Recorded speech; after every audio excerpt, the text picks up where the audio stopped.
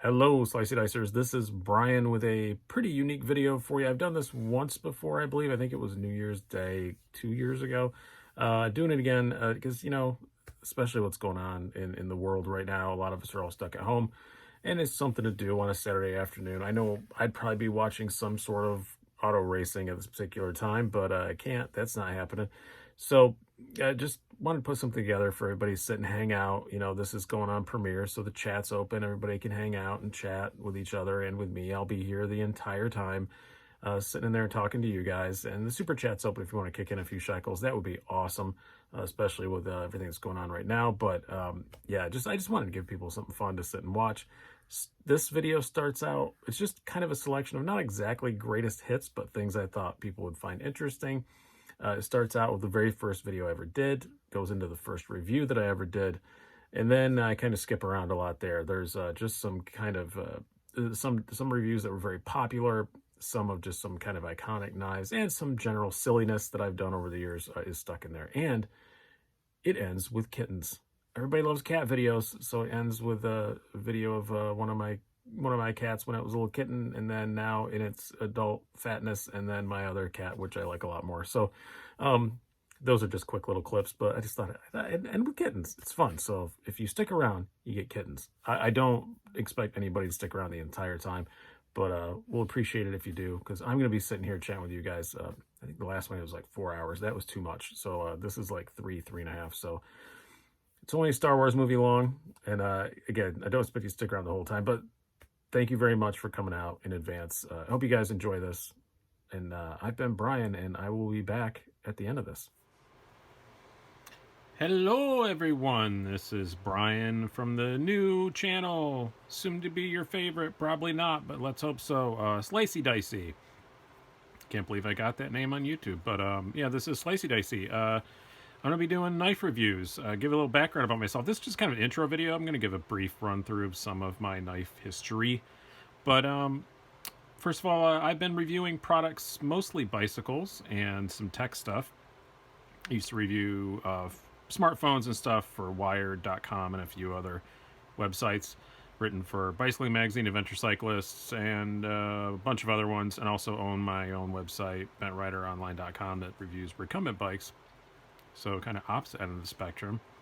I got into knives a couple years ago, and I thought, the last couple months, I love watching YouTube knife reviews. I love Nut Fancy, of course. Everybody loves him. Love them knives. I watch him all the time. Cutlery lover. I can't say it properly, but I enjoy it nonetheless.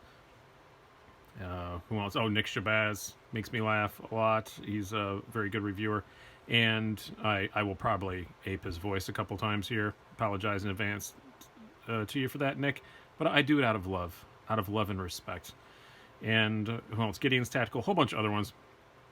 And it's easy to say there are too many knife review websites or YouTube channels out there, but when I want to buy a knife, I watch 6 or 7 of them, and some knives I can't find 6 or 7 reviews about. So I'm going to try and review new stuff once I get, some budget and can actually buy stuff as soon as it comes out. I've got a few things in order that are going to be new, so those will be coming up. But also I want to review some stuff that when I went to go buy it, I couldn't find a lot of reviews for.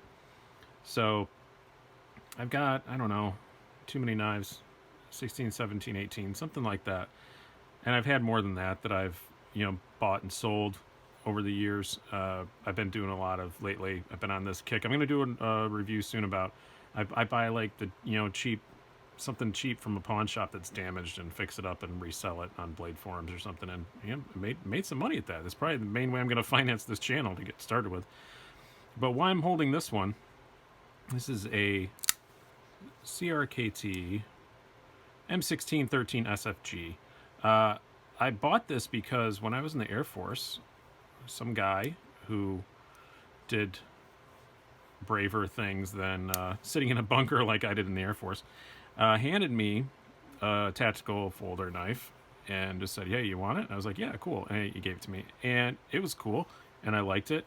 I don't remember what it is. I gave it to a friend of mine a few years ago, and I'm actually going to get it back to sharpen it up for him, and I'm interested to see what it was. I can't remember what it was. I'm pretty sure it was a CRKT, but I'm not positive. But when I went to go buy my first real knife, I just went to, I believe it was Gander Mountain, which is closed here now, because they sold some guns to people they shouldn't have sold them to, and that killed them here. But I'm in Rochester, New York, by the way. This is this was the closest I could find to what I remembered that guy gave me. And like I said, I review products for a living. They come in boxes. I open way too many boxes, way more than the average human being does. I have to make boxes to ship stuff back sometimes. So I appreciate a good knife. And this was the knife that taught me that I appreciate a good knife. I think CRKT has been the gateway drug to a whole lot of us. I still have, I don't know, a couple, 3 of their knives. I'm not knocking CRKT. There's stuff I like more now. But this is still fun. I carry it tip up so that it opens in the wave fashion. I prefer to call it flippy dippy because I think it's more fun to say. But yeah, so this was my first one. Yeah, I'm gonna say stupid things like flippy dippy. I'm also a professional comedian, and I refuse to take anything seriously. So that's not gonna happen here. If you're looking for a really serious, that's not gonna be me. I'll give you all the tech stats. I'll abuse stuff. I'll tell you what it is. But I'm not. Nothing wrong with laughing a bit on the way. Sometimes we take ourselves too seriously, I think, especially on the knife forums and stuff I've seen. Yeah, it's have some fun. They're beautiful, fun things. That's what they are to me. They're not. I'm an EDC guy. I carry one knife all the time, but they're pretty fun things to me. They're not, the most important thing in my life. I'm gonna turn my computer volume off because I forgot to do that.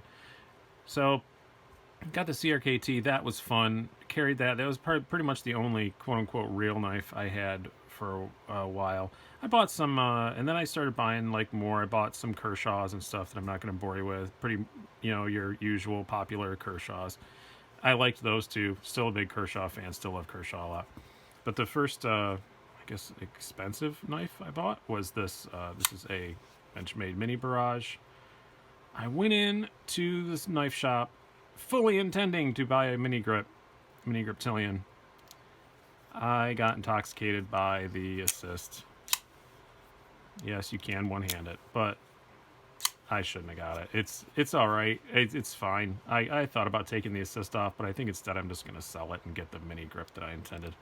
But it did make me fall in love with Benchmade's quality and how sharp they come out of the box and the nice box, and also their customer service. I mean, I called them a while ago and ordered a drop clip for this and the 940 you're about to see shortly, and they're like, oh yeah, it's free. And I know everyone knows that now, but I didn't know that.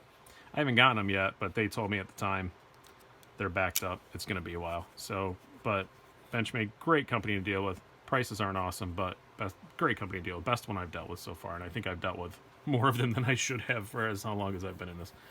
What did I get next? What's next?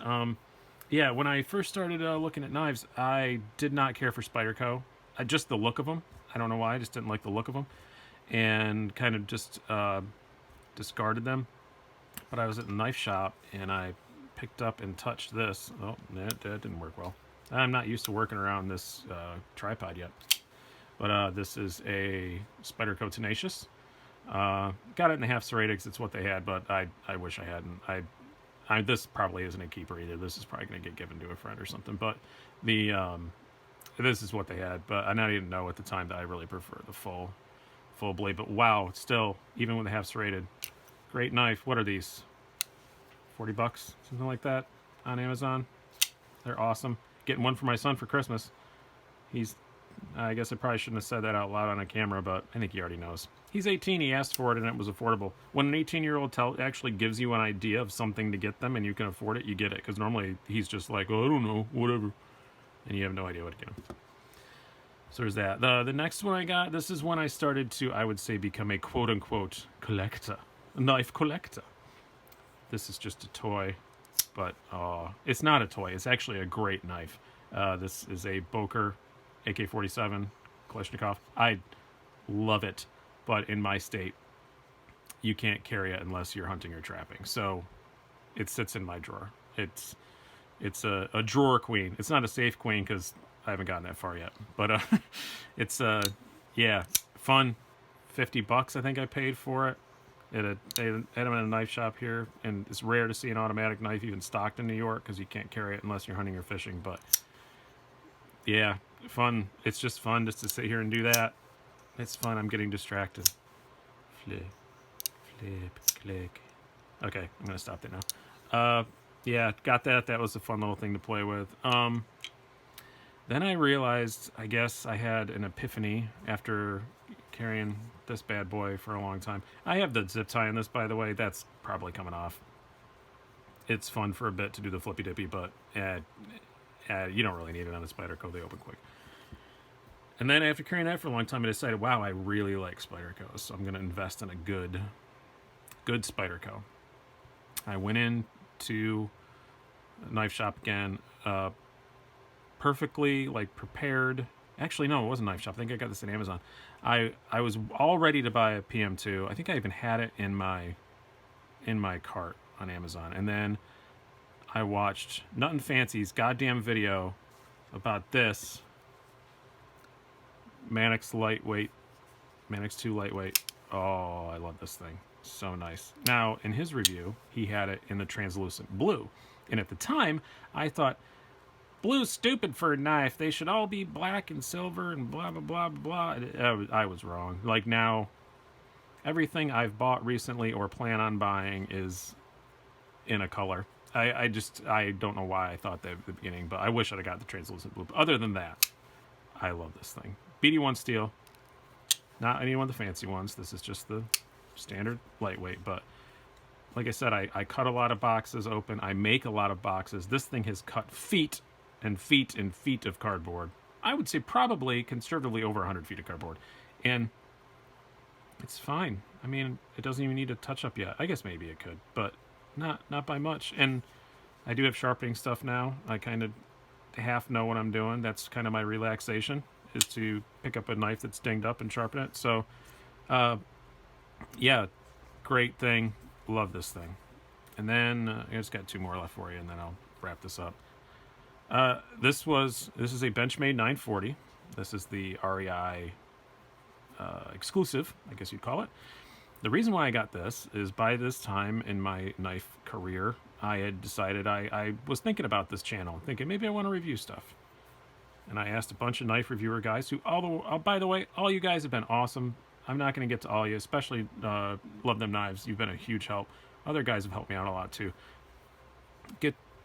I just asking like what should I have? Like if I really want to know like what the benchmark, that's almost a pun, Benchmade benchmark, not quite a pun, but you know what, and everyone said 940. So I got one, and I had a big REI dividend, so it didn't cost me much at all. This was damn near free actually. But wow, I really like this thing. I get why everybody loves them so much. I know they're popular and everybody sees them everywhere, but yeah, the green G10. I know it is. I know it's green, but to me it's gray. I'm slightly colorblind, according to my wife, and the box on this says green. But I just love the purple little standoffs on it. I almost wish it was the one with the purple down the middle, but it isn't. But still great. Love this thing. I can see why it is the standard by which many others are judged.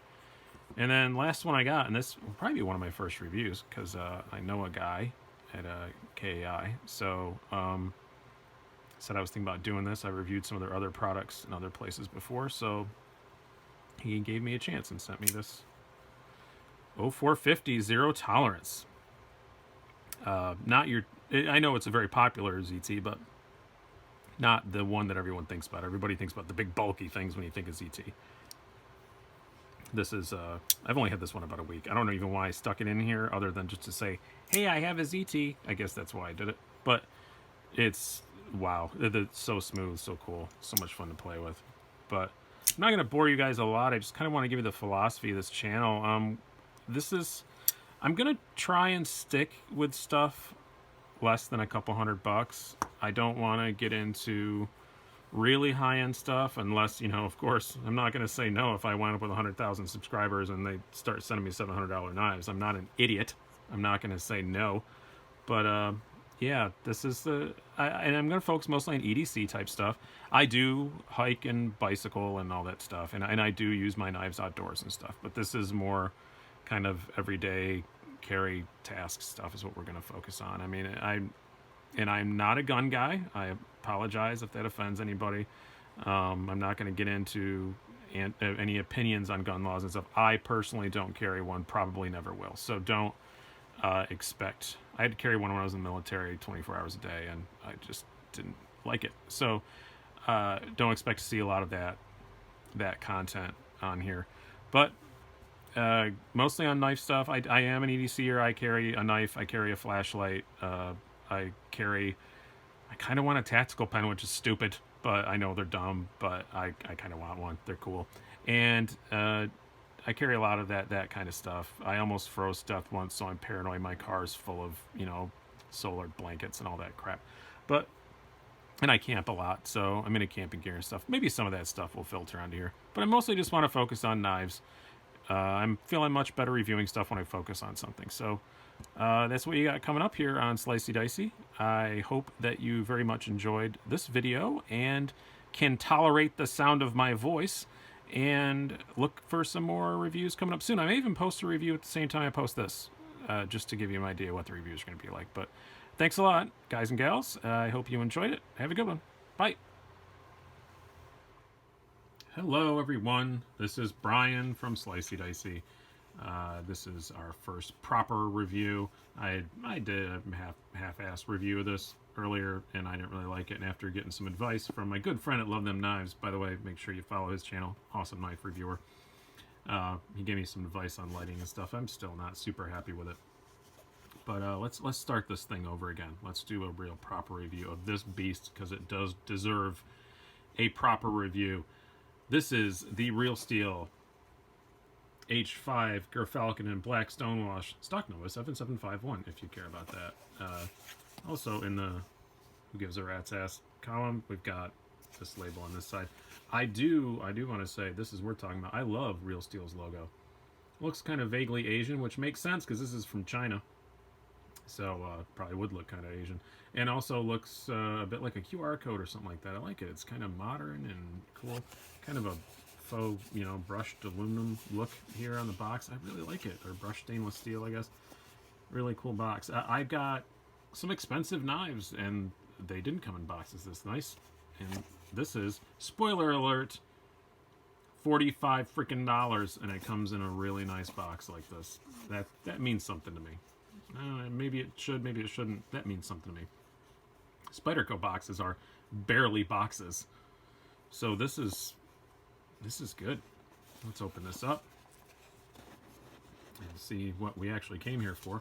Put that aside. Just normal box top. Got a little bit of foamy protective stuff. Oh, also in here, it fell out when I was putting the box back together. I've taken this out and used it, but also that should be under there. This is cool. Little info sheet, actually specific to the knife. I really like that. It's got a lot of information about the steel in case you want to replicate it in a lab or some shit. I don't know why that's on there. We got a little welcome thing. Thanks for choosing Real Steel. Do enjoy yourself and remember to use in a safe and responsible manner. What I like about this, when you buy stuff from China, a lot of times what's written on there is completely grammatically incorrect. This is grammatically correct. I'm a writer. I'm a complete grammar snob. That's usually a sign that, oh no, I've made a terrible mistake. If you buy your Chinese product and everything is just in completely broken English, like it was computer translated. This is in several languages. I can only read 3 of them. Yeah, I can read 3 languages. Deal with it. It's my own channel. I can brag if I want. I'm actually not that good at it. Lots of very good specific info about the knife, which is handy to have, and it's all accurate, which is good. Actually, I found, we'll get to that later, their weight that they claim is a bit high. Actually, mine weighs less than that. So let's put this aside.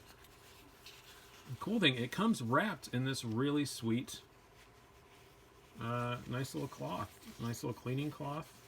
The only other knife I've gotten that has something like that, Benchmade, comes in that little bag that's you can clean stuff with, but this is a lot softer and more useful than that bag is. I use this quite a bit. It actually sits in the bottom of my knife drawer, and I use it to clean other knives and use it to clean, you know, my computer screen and stuff. Got their little logo embossed on there. Nice touch. Very nice touch, real steel for $45. Oh, it's a, you know, cut. Not, it's not like molded cut, but cut, you know, to fit the knife foam inside of it. Well done on packaging. But this is the pièce de résistance, the real steel H5 Gerfalcon. Just open this sucker up so we can talk about some overall stats. Let's just some overall. Just give you some overall general stats. It's 7 3/4 inches long. Yeah, just about. It's good EDC size. It's not a small EDC knife, but it's not a big one either. You know, it's kind of that mid-range EDC size. Got a blade length of 3 1/4 inches. That's all you need, man. I mean, I've got a lot that are 3.5, but you know, it's 3 to 3.5. That's all you need. It really is. We've got a weight of, like I said, it said on the paperwork, 3.99 ounces. This weighs, I weighed it on my accurate scale, 3.82. So I don't know if mine was on a diet or somebody left a couple washers out or something like that. I don't know. The blade is 14C28N steel, more commonly known as Sandvik steel. So I think it's a great steel, especially in this price range. I think it's pretty good. Hardness level of, what is it, 58 to 60 RC. So pretty good. I mean, it's a pretty hard blade. You're not going to have to sharpen it a whole lot. I mean, if you abuse it, you're going to have to. And when you do, I have another, this one I haven't used as much, but I have another blade. Kershaw uses these a lot. I have a Kershaw that has the Sandvik on it that I've had for years, and I've beat up and had to resharpen. And when I did, it was not hard. It was, you know, super easy to sharpen, and I'm not that awesome at sharpening. I would say I'm slightly below average at it. I've done it a fair amount, but I don't have anything super fancy to do sharpening with. I've got a few sharpening things, but I've never had a problem putting the edge back on Sandvik, and it holds it for quite a long time. So it's pretty rust resistant. I like the stone washiness of it. I think that's a very good finish for it. It's a little you can get a little flash off from it, but not a ton. G10 handles on one side, stainless steel frame lock naked on the other. No internal scales on this side, just your G10. It's got the standoffs. That's probably why they keep the weight down that low, because there's no, I think you can see pretty good in that angle. There's no internal scales on it. But it's an open frame design. I like open frame designs. You can blast them out. I know some people talk about, oh, if you have it in with your keys and stuff, it's going to cut them up. I have too many keys. I never have my knife in with my keys, so it's not a worry for me at all about getting the blade dull inside my pocket because change or keys or something. I can't stand rattle, so usually when I have a knife in my pocket, that's about all that's in there. Maybe my little e-cig thing, because I'm one of those insufferable vapor people, so I might have that in an e-cig in that pocket, and that's going to be about it. But yeah, they're nice and shiny. Everything looks great. I couldn't find anything like going through it. No sharp edges, no nothing. It is as I said, it's a flipper tab. The flipper doesn't have it doesn't have any jimping on it, but it really doesn't need it. It's just the right size. It's not so big that it catches you. You know, when what is it that Nick Shabazz calls it, your pocket pecker? It doesn't catch anything when I'm reaching into my pocket. And with that very low deep carry clip, it doesn't disappear in your pocket. It's still a good sized knife, but you can get your hand in and out completely fine. I don't ever have a problem with it. Very happy with the size of it. I carry this thing quite a bit, again, because it's $45. So if I'm gonna carry something around and not know what I'm gonna be doing that day, if I'm gonna be making a box or whatever, then, or if it's just gonna sit there, if I'm gonna be, you know, if I gotta hack some wood or something like that, this is a knife. If I dinged it up, you know, it would not be the end of the world.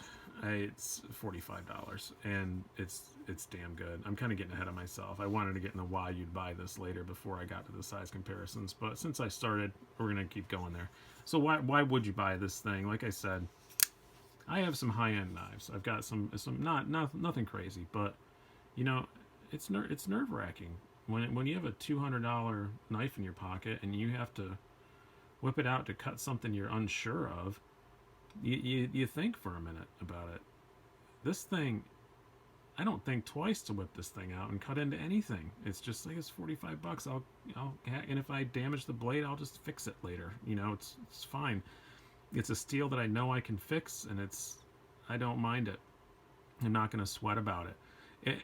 But yet, is this as smooth as my $200 knives? No, but it's close enough. It's close enough. I think that maybe that should be their terrible slogan: real steel, close enough. But it's close enough to keep you satisfied. You're not going to be ashamed to take this out. You could take this out in any group of knife nerds, and if they know anything about real steel, they're still going to think it's relatively cool. It's a nice knife. It's just a smart choice. Also, on the other hand, if you don't have a lot of money and you just want to get something budget, man, Sandvik steel, you know, stainless steel liner lock, good G10,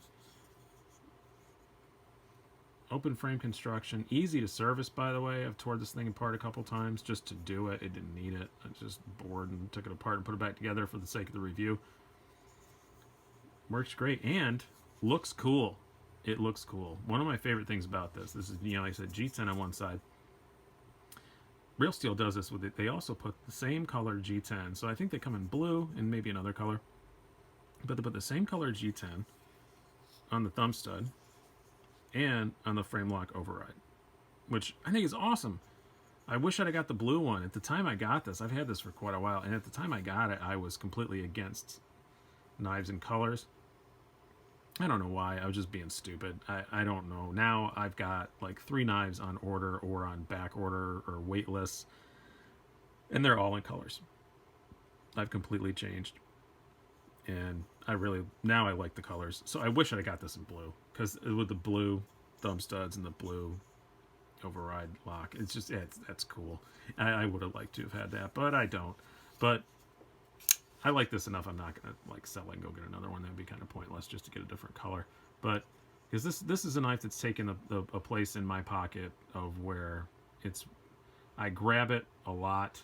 And it's usually, like I said, when I don't know what the day is going to bring and what I'm going to be doing. If I know I'm going to be hacking a lot of boxes or something, and I know I'm really going to be working hard on something and cutting through acres of cardboard, yeah, I grab, you know, Manix 2 lightweight. It's a better slicer. Not by a lot, though. This is a full, flat, ground blade. It's still a pretty damn good slicer. Super sharp, as you'll see here in a moment. It's pretty sharp.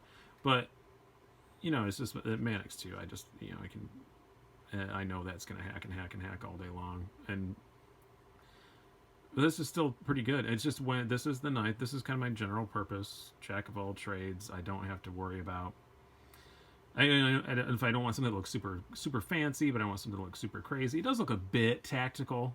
I will say that. It does look a bit tactical. Like, this would be not something to, you know, whip out in the lunchroom, you know, at your Subway or wherever it is you work. But it wouldn't be cool. Subway have a lunchroom? I don't know. Why did I pick Subway? What a stupid place to say. At your Citibank. How about that? Is that better? Subway. What the? God damn it, Brian. But yeah, it does look a bit tactical. Not too crazy, though. It's not too crazy. I think it looks more technical than tactical. But that'll be up to you. But pretty cool. Let's do some size comparisons while we're here, because I just grabbed one knife, so I've already shown you against the Manix 2 there. This is Manix 2, the lightweight version I have. 2 more Manix 2s on the way. I've got kind of an addiction to these things, but yeah, this is the lightweight, and then let's go, what are we going to do? Let's do something that's well, let's do one that's a little bit more. This is a little bit more. Delica 4. Sorry again, Nick Shabazz, for aping your voice, but I cannot say Delica 4 in my own human voice anymore. I can only say it in Nick Shabazz's voice. You got your Delica 4 here. I'll be reviewing soon, just because it's in a weird color that it's not supposed to be in. And I got your Kershaw Link. This is a spring assisted. It's a little heavier, but very similar in price. We're gonna compare against a few that are more similar in price. This is almost exactly the same price, right around $40. Made in the USA, so it's a little different. Same steel, I believe. but don't. I should probably look that up before I brought that out for a size comparison. I believe it's the same steel.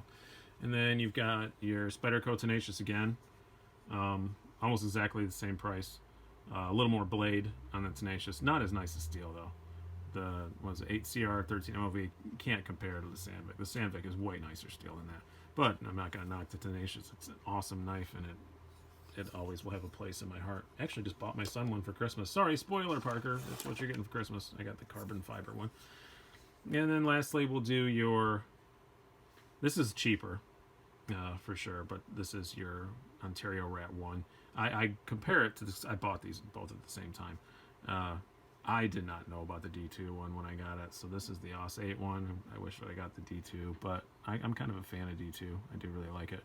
But this is a bigger, heavier knife, but this is a little bit cheaper than that. And I do, these kind of do alternate in their everyday carry duties. And when I want to carry something that's fairly inexpensive and I'm not going to worry about if I hurt it or not, it's one of these two. Let's go back to let's talk about the ergonomics on this thing. We haven't gotten to that yet. So, man, whenever I see a knife without anything on one side of it, I always think, there's gonna be hot spots. But you know what? There aren't. And I've got skinny, delicate, sensitive little hands that have not done much manual labor in their lives. So, it's not bad. I don't feel any hot spots on it at all. The G10 is just the perfect amount of grippiness for me. Again, like I said, I work on bicycles, so I mean I do a fair amount of manual labor, but not a ton. And I play some sports, but I don't have the huge big calluses, that somebody who works in carpentry or something does. So for me, this G10 is just right. It's just enough grippiness that I can grip on it. It doesn't feel like it's going to tear my fingers up. It doesn't tear my jeans up getting in and out. My hands don't sweat. I think I should probably put that in the description of this channel because I don't know if that affects my grip or not. But yeah, my hands do not sweat. I don't know what it is. I have no sweat glands in my hands. I don't know. I'm a freak. Hopefully I get superpowers. But anyway, no hot spots. It does have some jimping up here. It's not great. That's my one downside to the knife, I think, or one of them, is it doesn't have much jimping. I wish I had more of the grippy, Spyderco closer together style jimping. These are kind of almost decorative. It works kind of, I guess, but it's not awesome. And I think the only purpose of them, I'd rather it was just smooth at this point, because when you flip it open, all it does is just make, like I just messed up there doing it. It just makes me rub my finger on it when I open it up, which is just like a slight irritation. I wish it was just smooth. It does have nice little finger indentation up here. Like I said, the pocket clip is great. It pretty much disappears in your pocket as much as a knife this size can. Let's go on to some sharpness. Oh man, I'm not doing good with that opening today. What is going on? I'm not used to working around this tripod. So this is take 2 of this video, so I already kind of started it, so forget the man behind the thumb. But look at this. So like I said, I've used this. I've cut probably 20-30 feet of cardboard with it. I've cut open a lot of envelopes and things like that. I've used it for a little bit of food prep stuff, not a whole lot. And look, still, no, now it's not going to do very well. But look at that. I don't know what is with that spot. But look, man, still cuts right through stuff. And it has not been touched. I haven't touched this blade at all. If I spent, it's still hair popping sharp. And if I spent, 6 minutes on my strap block, it would be even better. But bang for the buck is what this knife is all about, I think. And I think what a lot of the real steels are about. I'm not sure about some. I know there are some of theirs that are getting to be pretty high priced, and I haven't tried those yet. But man, $45, you get an awesome box. You get, nice. I think packaging matters to me. I'm sorry, but it does. You get very good build quality, very smooth action, good ergonomics, and most importantly, great steel. For me, my 2 main things are steel, ergonomics, action, in that order. That's what I like, and that's why I like this knife. It has all of those in spades, and it's 45 bucks. I don't see how you can go wrong with one. I don't have a top 10 list yet because I haven't reviewed 10 knives yet, but I'm sure when I do, this will probably be on my first top 10 list, and it'll probably be in there quite a while. So thank you guys very, very much for watching. Thank you, Real Steel, for making this knife. Well done, sirs. Have a good day, night, evening, morning, whatever it is, whatever the hell you're at. I've been Brian. Have a good one. Thanks for watching. Hello, Slicey Dicers. This is Brian with another knife review for you. Today, we have the Spyderco Manix 2 backlock version.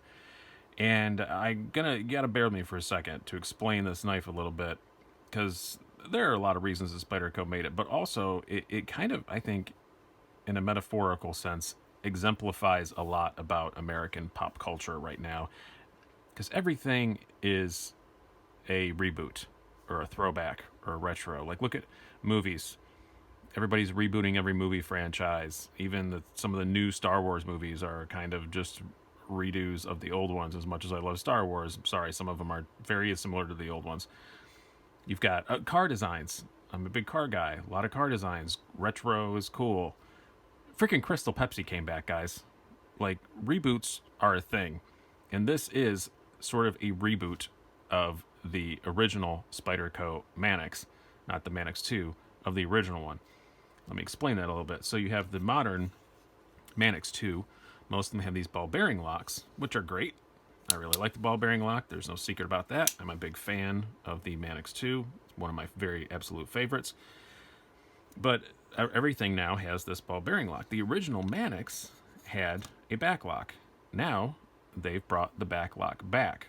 Why? Well, first of all, it's not the old back lock. They've learned some stuff in the last 6-7 years since they made a back lock Manix. Spyderco makes a lot of backlocks. They've learned a lot over the years. This has all those improvements in it, and it is an outstanding backlock. They also wanted to make it a bit beefier, and they have absolutely done that. We have a blade thickness of 0.15 inches, so pretty thick. They made that thicker, the handle's thicker, the backlock's very stout. They wanted to make a super stout Manix 2. So, as for example, on the blade thickness, let's look really quick. It's 0.13 on the original Manix 2, the plain old Manix 2, 0.15 on these. So, yeah, this is just a beefier, hardcore Manix 2 that takes some inspiration from the original one, and I like that. It's also got no liners, just two very thick slabs of G10, and you may think this is supposed to be a beefy knife. It should have liners. No, it doesn't need them, man. It does not need them. These big two slabs of G10. I intentionally kind of abused this a little bit, and it took it totally fine. And that backlock is secure. We'll get to that later. But aesthetically, if you like the look of a Manix 2, you're going to like the look of this. I think it looks a little prettier, actually, than even as much as I love this one. I think this looks just a little bit better. I don't know why, just something about it. And the finish on this is, again, these are both Golden, Colorado made. And the finish on this is just better. I don't know why. It just is. It's the best Golden, Colorado Spyderco I've ever touched. It feels like one of the Taichung, Taiwan Spydercos. If you're a Spyderco nerd, the Taichung ones are usually the best and the nicest. This feels like one of them. It really truly does in every way. Like just the feel of the G10 is the perfect combination of smooth and grippy. It's not quite as crazy as some of the other ones, but it's not like slippery or anything. Just the way everything matches up. There's not a single sharp edge on this entire thing. It is just very, very, very well done, and I really love that about it. So, one of the best made Golden, Colorado Spydercos that you're going to get. Let's get into the stats and get all that out of the way. Let's get all the techie stuff out of the way. Overall length of 8 inches, blade length 3.75. You've got a cutting edge, just a hair under 3 inches, though. Obviously, you got the choils and stuff, cuts a little bit off there. Full flat grind, as you'd expect. Leaf-shaped blade, weight of 4.4 ounces, so a little lighter than something like this. This is about 5 ounces. So it's a little lighter, and even though it's a thicker thicker blade, thicker handle, beefier knife. It weighs less because it doesn't have the liners like this one does. Not as light as the lightweight, of course. If you want your lightest Manix possible, then you get Manix 2 lightweight, hence the catchy name. That's under 3 ounces. So, yeah. But this is kind of like a little bit, not a bridge between. It's much closer to the regular than it is to the other one. But, yeah, you have your tip up, tip down, right hand, left hand carry as usual. And the back lock is super ambidextrous. So is the ball bearing lock. So the Manix is really, I think, the most ambidextrous knife that Spyderco makes. So if you're looking into that, so that's something to think about.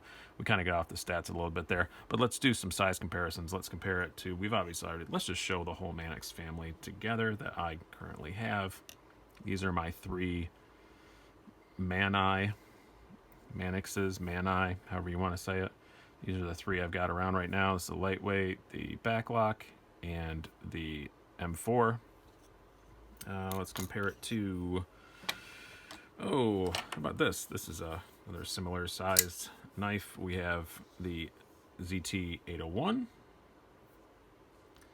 and your steel wheel cut jack.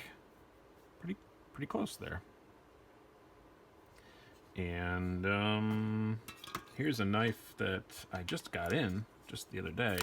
You'll be seeing a review too. This is the Kershaw Skyline XL, the bigger one, the Blade HQ exclusive one. And something you're going to see this compared directly to, I am going to do a head-to-head. I'm sorry, so many knives are rattling around back there.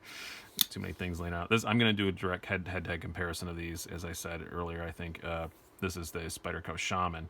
These two are very similarly matched, and be looking for that video soon. These two are 2 that alternate in my pocket a whole lot since I got them. So let's talk about the deployment on this thing. As I said, it is a back lock. That's why it's in the name. That's the big difference here. So you've got your mid back lock here. And as far as closing it, it drops completely free. It's one of the best Spyderco back locks I've ever used. It is fantastic. I will say, the one downside to it is you may notice these 2 little cuts on my finger. They're both from this knife. Don't grab it here and do the back lock, because it goes bank. I didn't expect it. These both came the first 2 times I closed it. I just didn't expect the back lock to be that good and fall that free and that fast. So I got myself the first 2 times I opened it, I got myself. When you close this thing, make sure your finger's up here so that it catches on the choil and not on the blade. That was my own dumbass fault. Now, it is not really Spidey flickable. I know I'm not going to be able to do it here with the tripod in the way, so I'm not going to even try to show it. I have pulled it off while standing up and having a lot of room, but you'd be very dramatic and stupid about it. This is more of just a slow thumb deployment. This isn't one that you just, pop out. It's not really, and most are like that. Even like your Delicas and stuff like that aren't super Spidey flickable. You can, but that's not really their thing. So this is in that category. It's a Spyderco backlock. It's not meant to do fancy stuff with. You want to do that, get the regular Manix 2 that you can just whip open, or get a paramilitary 2 with a compression lock, or a Shaman, or whatever. But yeah, it's a very secure deployment though. That's one thing I want to specify. This is a very thick stock backlock, as you can see. When you close this thing or open this thing, there's a lot of metal on metal holding it there. It is a solid bang, and it is not going anywhere. It is very, very good. Just watch out, because if you're an idiot like me, you may bite yourself. That's not Spyderco's fault. I should have known that. Don't grab it like that, you dumbass. I just didn't expect it to just fall when I pushed it down. I thought I'd have to hit it, and I didn't. I just pushed the button and it went thunk, and it hit me. So yeah, don't do that.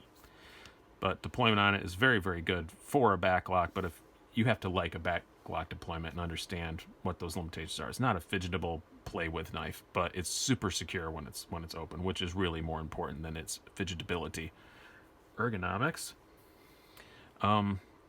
Yeah, I never thought I would find something better than the Manix 2. The Shaman was close, and the Cut Jack is close, but no, this is, I will just say, is better than a Manix 2, than the original Manix 2 with the ball bearing lock. This, because it is a Manix 2, dummy. But it's thicker, like it's a Manix 2, but thicker and more comfortable. So, of course, it's awesome. Like, it's so good. It is so comfortable. I love the feel of that G10. I can still choke up like I like to on my Manix 2 to do finer stuff. It's really, really great ergonomics. It is just outstanding. I'm just blown away by it. Now, carry-wise, it's not that great. I mean, it's fine. It's comfortable in my pocket, for sure. But it is a pocket dominator. If you have this in your pocket, that's all you're going to have in that pocket. That pocket is occupado. There is nothing else that's going to go in there. It carries, fairly deep, even more so if you carry it tip up, which I never do. But yeah, it's it takes up the entire pocket for sure. It's comfortable. It's fine. Nothing wrong with that. But just know you're not going to put anything else in that pocket. For instance, the Shaman, I can still reach in my pocket and get out like my vape pen or something like that past it. Maybe even my little tiny wallet. Same with the cut jack. I can pull that off. It's not comfortable, but I can pull it off. This, nope, not even a thought. Ain't gonna happen. If that's what's in your pocket, that is what is in that pocket. So remember that. It carries fine, but it's just, that's what's going to be in that pocket if you use the clip and you put it in the front pants pocket. Now, cutting, it's pretty good. It does have a much thicker, heavier, dutier blade than the original Manix 2. It's not quite as great of a slicer, but it's pretty good. It's still very good. It still has the same overall blade shape and everything. It's just a little thicker, so it's, as I said, it's going to be better for heavy duty stuff. I don't notice a giant difference, except for when I'm cutting something that's like a long distance, like cutting through like a foot of cardboard. Then you do notice there's a bit more drag on this than there is on this. But again, it's a heavier duty blade, so that's really fine. So what is my overall conclusion on this thing? Well, obviously I like it. I mean, it's great. It's a beefier Manix that's slightly more comfortable in my hand. What do I not like about it? Well, the price is kind of odd. It's $132, so you're talking, $32 more than a regular old Manix, and I kind of don't see why. It doesn't seem like, machine costs and stuff. It seems like this should be cheaper to make. I'd be fine if it was the same price, but $132. The Sprint Run M4 is like $135, and it's got M4 steel and, exclusive handles and all this. I just don't see why it costs that much. Maybe that's why the quality is so great on it.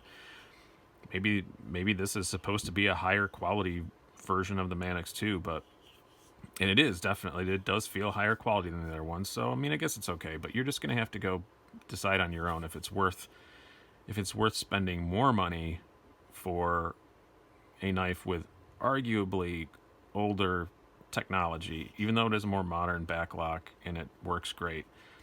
That's just something you have to decide for yourself. I'm not so sure about it. I really like it, and I'm definitely not going to get rid of it or anything. It's cool, and it definitely serves a purpose, and it is more comfortable. And there are some improvements over the basic Manix 2, but yeah, I don't know. I just don't see why it costs so much. I'm not quite sure that's been justified to me yet. And I do love the purpose of it, though, and I do like what Spyderco is trying to do here. I do like that they're trying to make a heavier duty version of a very popular knife that they make, and it does feel like I've been playing with some cold steels lately, and it does feel kind of like it's another reviewer said this. I'm not the first person to think of this. I think Kevin Cleary said this. Yeah, it does feel very targeted, very aimed squarely at cold steel. It's a lot more than a cold steel, which brings back the price again. An equivalent cold steel, probably like an American Lawman, that's like $100. This is $32 more than that. So, yeah. But I do love what Spyderco's doing here. It's a great knife. I'm very excited to have it around. I'm definitely not going to get rid of it anytime soon, and it's fun to play with, and it's just cool. I just really like the hardcoreness of it. it definitely feels just as hardcore as the Shaman does. And you guys watch that review. I worship the Shaman. I don't know which one I like better. You'll find out when I do the comparison back to back. There's some things I like more about this, some I like more about that. So, but it's kind of cool that, yeah, you get your choices. If you want a compression lock or a back lock or whatever, or you want to go with a regular one with a ball bearing lock, they each have their advantages. That's the great thing about Spyderco. They make something for everybody. And this is a knife that it's I don't think it's aimed squarely at me, but I like it enough. It's aimed enough at me for me to keep it around. So I'm kind of starting to ramble, guys, so it's probably time that I wrap this up. But thank you guys so much for watching. Hope you enjoyed this and found it informative, and look for more content about this knife very soon, probably middle of next week. And if you're watching this live, or well, not live because I don't do them live, if you're watching it and the day that I put it out, you know, I have a Merry Christmas coming up and all that stuff. I got a Christmas Day video coming out. Probably not going to have anything out on Christmas Eve, I don't think. I will be occupado with the family, so wow, I've used occupado twice in one review. That's weird. But follow me on Instagram, Slicey Dicey 75, and check us out on Patreon and all that stuff. Have a good one. Hello, Slicey Dicers. This is Brian with another knife review for you. Today we have the Cold Steel American Lawman. I honestly was not expecting to do a full review of this. I honestly just got it for comparison to another knife. But I started doing a little rant about it, about the company that makes it, and it wound up turning into a full review based on this knife. And it is a really good knife, so I think it does deserve a full review. There are other reviews of this out there, but not many of this newer version. So let's just get into the whole overview of this thing. Cold Steel, we all know about Cold Steel, because they make damn sure you do. Their marketing is pretty aggressive. Len Thompson, their owner and founder, is a bit of a controversial gentleman, to say the least, in the knife community. So I think we all know where Cold Steel is coming from. But this is one of their more popular models, and they're one of their more well-received models, and for good reason. It is a very, very good knife. You're looking at the linerless G10, as you see on a lot of their knives, and with the ubiquitous triad lock, which you see on almost all their knives. Very good construction, very good quality. I have no issues with the quality at all. This is about a $95 knife, and that's about right. It's very well done. No issues with the quality whatsoever. The blade centering is really good. As you can see here in the camera, make sure I got that right. There we go. The blade centering is really good. The lockup with the triad lock is excellent. There are no offensive sharp edges or anything like that. Very well done.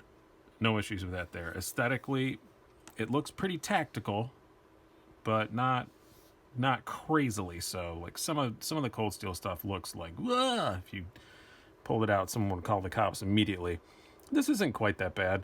It does look very purposeful. It does look like, the name would indicate, American Lawman, like a knife a cop would carry. It does kind of, and would be great for that purpose. Aesthetically, there are a couple things I don't like about it. I hate the logo, the American Lawman logo. I'm not really that against the name of it. I don't like some of the other Cold Steel names. I'm not against the name of it, but that just looks like the logo of a 1980s television show starring Chuck Norris. Am I the American Lawman? I don't care for that logo very much. I think it'd be better if it just wasn't there. I mean, you look at like Spyderco Paramilitary 2, which is a more aggressive sounding name than American Lawman, and they don't splash it across the blade. I just wish they had left that logo off. But other than that, aesthetically, I don't mind it. It looks really good. I don't like the way a lot of Cold Steels look, but I don't really hate the way this looks at all. Let's just get straight into. So we've established that it looks okay and it's built well. So let's just get into the overall specs. You're looking at an overall length. These are all 1-inch squares. We could go back to the blue background because this is black on black on black on black. So kind of blended in with the black background. So we went back to the blue one for this. It is available in other colors, by the way. Before we get into stats, it is available in like an OD green, or what they call dark earth, like a dark brown color. Just in the handles, all the blades are the black DLC coated. You can't get it in a satin or a polished at all. you're looking at an overall length of 8 inches, blade length of 3.5 inches, looking at a handle length just a hair over 4.5 inches. Weight is dead on 4 ounces, which is very light for a knife that's meant to be this heavy duty with a blade this big. Very impressed with the weight on this. You're looking at a handle thickness of 0.4 inches, blade thickness of 0.13 inches, and as I said, price of about $95. You can find it in other places for cheaper if you shop around on Amazon, and I will admit I did just buy this, and I did buy it on Amazon for a cheaper price, but it took nearly a month to get here, so maybe it's better just to spend the extra money and buy it from a reputable place. The $95 I get is what Blade HQ is charging right now. Get it from a place like Blade HQ or a Knife Center or someplace like that. GP Knives, somebody, I don't know if GP Knives sells them, I didn't look it up, but get it from a reputable place. Pay the extra money, because my Amazon experience, I got it, but man, it took a long time. Let's just look at size comparison, get an idea what this knife is like. We will compare it to your steel will cut jack. This is the full size 3.5 inch version. Very similar in size to that. What else? The aforementioned Spyderco Paramilitary 2. See, I switched to the blue background, and now I'm grabbing blue knives, so still kind of blend in, but can't lose for trying, guys. Manix 2 backlock, which is the same exact size overall as a regular Manix 2. And last but not least, since I have this out, your zero tolerance 0801. So it's not dramatically larger or smaller than other knives in this particular 3.5 inch blade category. Now let's go to the blade. As I said, I think I said before anyway, I don't know which take this is. I do love that they've switched from the gross AUS 8 to the awesome XHP for most of the cold steel stuff now, most of their higher end stuff. They raised the prices a bit, but it was well worth it when they did this in about 2015, as near as I can tell. That was before my real time in being super involved in the knife community. But yeah, XHP is awesome steel. It's great. You're looking at like a hollow grind, drop point style blade, and I really, really, really like the shape of this blade. If you guys see the knives I rave about a lot, one of which being, for instance, the steel will cut jack, it's got kind of a similar-ish shape. Oop, I'm way off camera. Similar shape to that. Very much like the shape of this blade, and it's nice to look at. I like it's got, you know, I just love the nice little swoopy angle for the hollow grind. Very, very nice. But as you can see probably already in this photo, one thing I don't like about it, and probably one of the only things I don't like about this blade, is the DLC coating, and that's all you can get. It does gather some fingerprints. If you guys wanted to pause this and I posted it in 4K and you blew it up, you could probably steal my identity with my thumbprints on it. It gives big thumbprints all the time, so I'm constantly cleaning this thing off. But that's a very minor drawback. The good thing about this DLC is it's very smooth. Didn't seem to slow it down slicing at all. It's a very good slicer. Very, very good slicer. And I've been carrying this 2 weeks, 10 days, 2 weeks, something like that maybe. But yeah, it's very sharp out of the box. Very good. Still, this is like, I've always heard that I have played with and used several cold steels in the past, but this is the first one I've ever actually owned, and I've always heard they were super sharp out of the box, and they absolutely are. They're very, very sharp out of the box. At least this one is. Very, very, very good. Ergonomics, also very good. Does have kind of a thin, the 0.4 inch. Most knives in this size you're looking at 1/2 inch, so it is a bit thinner, but it feels pretty good in the hand. It really does. There's no sharpness, like I said. There's no hot spots. There's no sharpness from the G10 slabs. You get that sometimes on knives with no liners. When they're just relying on the G10, they worry more about making it tough than they do about making it comfortable, but this is pretty comfortable in your hand. You can feel the thinness, but it doesn't bother me. I've got large size gloves, skinny fingers, and it feels completely fine. Lots of different hand positions. You can choke up like you could on a Spyderco or something. You know, you can hold it in your standard saber grip. Works great in a reverse grip. It's the hand positions on this are just great. I was very impressed with the ergonomics of it. I have to say, the G10 is very grippy, but not obscenely so, which brings us to, switching my notes, sorry, page 2. My horrible Paul Harvey impression. I'm sorry, but I'm never going to stop doing that, guys. Whenever I change the notes, I'm just going to say page 2. Anywho, what were we going to... Yeah, so it's grippy without being crazy, which helps in the carry, because when you put it in your pocket and you have to pull it out again, it doesn't...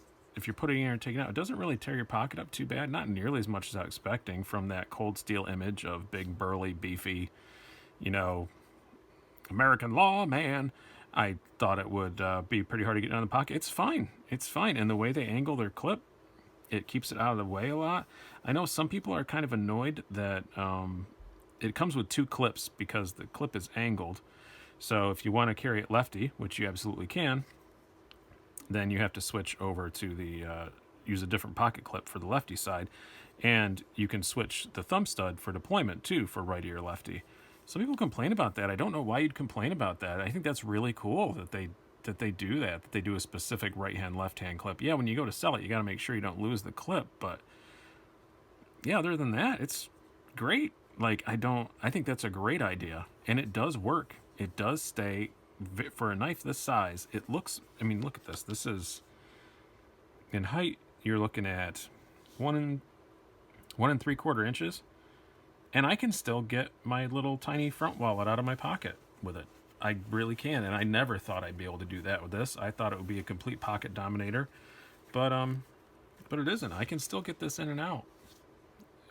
It's not as easy as some big knives. The Shaman's a little better, I think, maybe in that regard, the Spyderco Shaman. But other than that, no, it's good. It's good to go for a knife this size. I'm very, very pleased with the carry of this. Carries fairly deeply also. It's not a true deep carry pocket clip, but it's close. You've only got a little bit sticking out. Great with that. Now the deployment, the triad lock is super stiff when it's open, and it opens very easily. Oh, I got my tripod on the way. Let me do it again. Yeah, see? I've only had this, I think it was about a week. I'm sorry. I think I said 10 days for it. I think it's been a week that I've had this around. I've been playing with it a lot, and it whips open pretty good with the thumb studs. You have to give a little bit of a wrist flick, as you can see, but it opens very well. I mostly open it in a slower, just fluid motion. I don't usually flick it very often. Now, the closing, the triad lock is very stiff, because when it's open like this, the triad lock is about as tough as you can get in the knife world, even without having liners in it. This sucker ain't gonna break. The triad lock is super, super stiff. It's the best thing about cold steels. But the downside is the spring tension is pretty high, and it is a bit of a thing getting it closed sometimes. You can do it one-handed. I've done it a lot today, so I will admit that my thumb is a bit sore because I've probably done it 30 times today. But yeah, you can get it to close one-handed. But that's not really what this thing is for. It's not going to be a quick deployment fiddle at it at the desk kind of knife. It just isn't. But that's fine. That's not really what their thing is. They don't make their knives for fiddling around with. They are for, according to their marketing, for big dangerous stuff. Some of them are just silly, but anyway. So overall, I gotta say, I really do like this a hell of a lot more than I thought I would. The reason why I say than I thought I would, though, and this goes into the rant section, the marketing for Cold Steel is just ridiculous. For a guy who's only been really into knives for a year and a half or two, I did not want a Cold Steel because of the marketing. I know that the way they just, I think it turns people off. It turned me off. I mean, you look at videos of, like, some of their promotional videos are like Len Thompson talking about killing lions with spears and big game hunting and gym montages of him wheezing and fighting people and all this. I'm a warrior. He's like the Alex Jones of the knife world, and I don't like it. And I may like him personally. I know a lot of people that I didn't think I'd like, and I haven't met him, and I maybe personally we get along fine, but the way he's portrayed in those videos really turns me off. The way that they portray the cold steel mentality, you would think that like this was the knife you'd find in the glove box of a Camaro. I mean, that's just what it seems like. It's just, but it's not. It's a good knife, and I handled a Code 4 a lot. I almost bought one of those. I did like the Code 4 quite a bit, but guys, focus more on how awesome your knives are, and stop focusing on what a badass the owner of the company thinks that he is. Names like Ultimate Hunter and Broken Skull. Like I said, I don't mind this name, but some of their names are ridiculous. It's just focus on what's great about your knives, because there are a lot of great things. The Triad lock is awesome. It's not fiddleable, playable with, but if you're going to be really beating on a knife, it's a great lock. The ergonomics of this are great. The blade is great. Focus on the fact that we use really good steel for a really good price. Don't focus on the other stuff. That is my advice. But despite all that, I thought this would be my one and only cold steel I'd ever own, and it isn't. I'll probably get another one. And now I kind of want a Code 4 a bit more, because I used this and I thought, you know what, this thing overcomes my hatred of the marketing, but it shouldn't have to. I'm a public figure, and not on YouTube yet. I'm still pretty small, but in my daily life, people do know who I am, and I have to edit myself a little bit. And edit yourself. There's nothing wrong with that. You don't just try to appeal to more people, and they'd be as big as Spyderco if they just let the knives speak for themselves. So that is my review and opinion, both together, one on one. You got a twofer today. Hope you enjoyed it. Hope you found it informative. Great knife. I've been Brian. Have a good one. Hello, Slicey Dicers. Today we have a very special presentation of Slicey Dicers Theatre. Today we have a recounting and recording of a very rare song from a very famous 1980 television show called American Lawman. This much forgotten television show has been brought back into the American consciousness by obscure YouTuber Slicey Dicey, referencing the logo on the cold steel knife of the very same name. It has been written, recorded, and performed by its original composer, Baz of Baz on Blades, whose link you can find down below to go find his channel with more things about knives and much more whimsical silliness. Please enjoy, without further ado, the original theme song to American Lawman in its full-length presentation. American lawman fighting crime with a kung fu kick and a 45. He's American lawman. American lawman. When he's around, crime goes down. Thank you, American lawman. American lawman. American lawman. American lawman.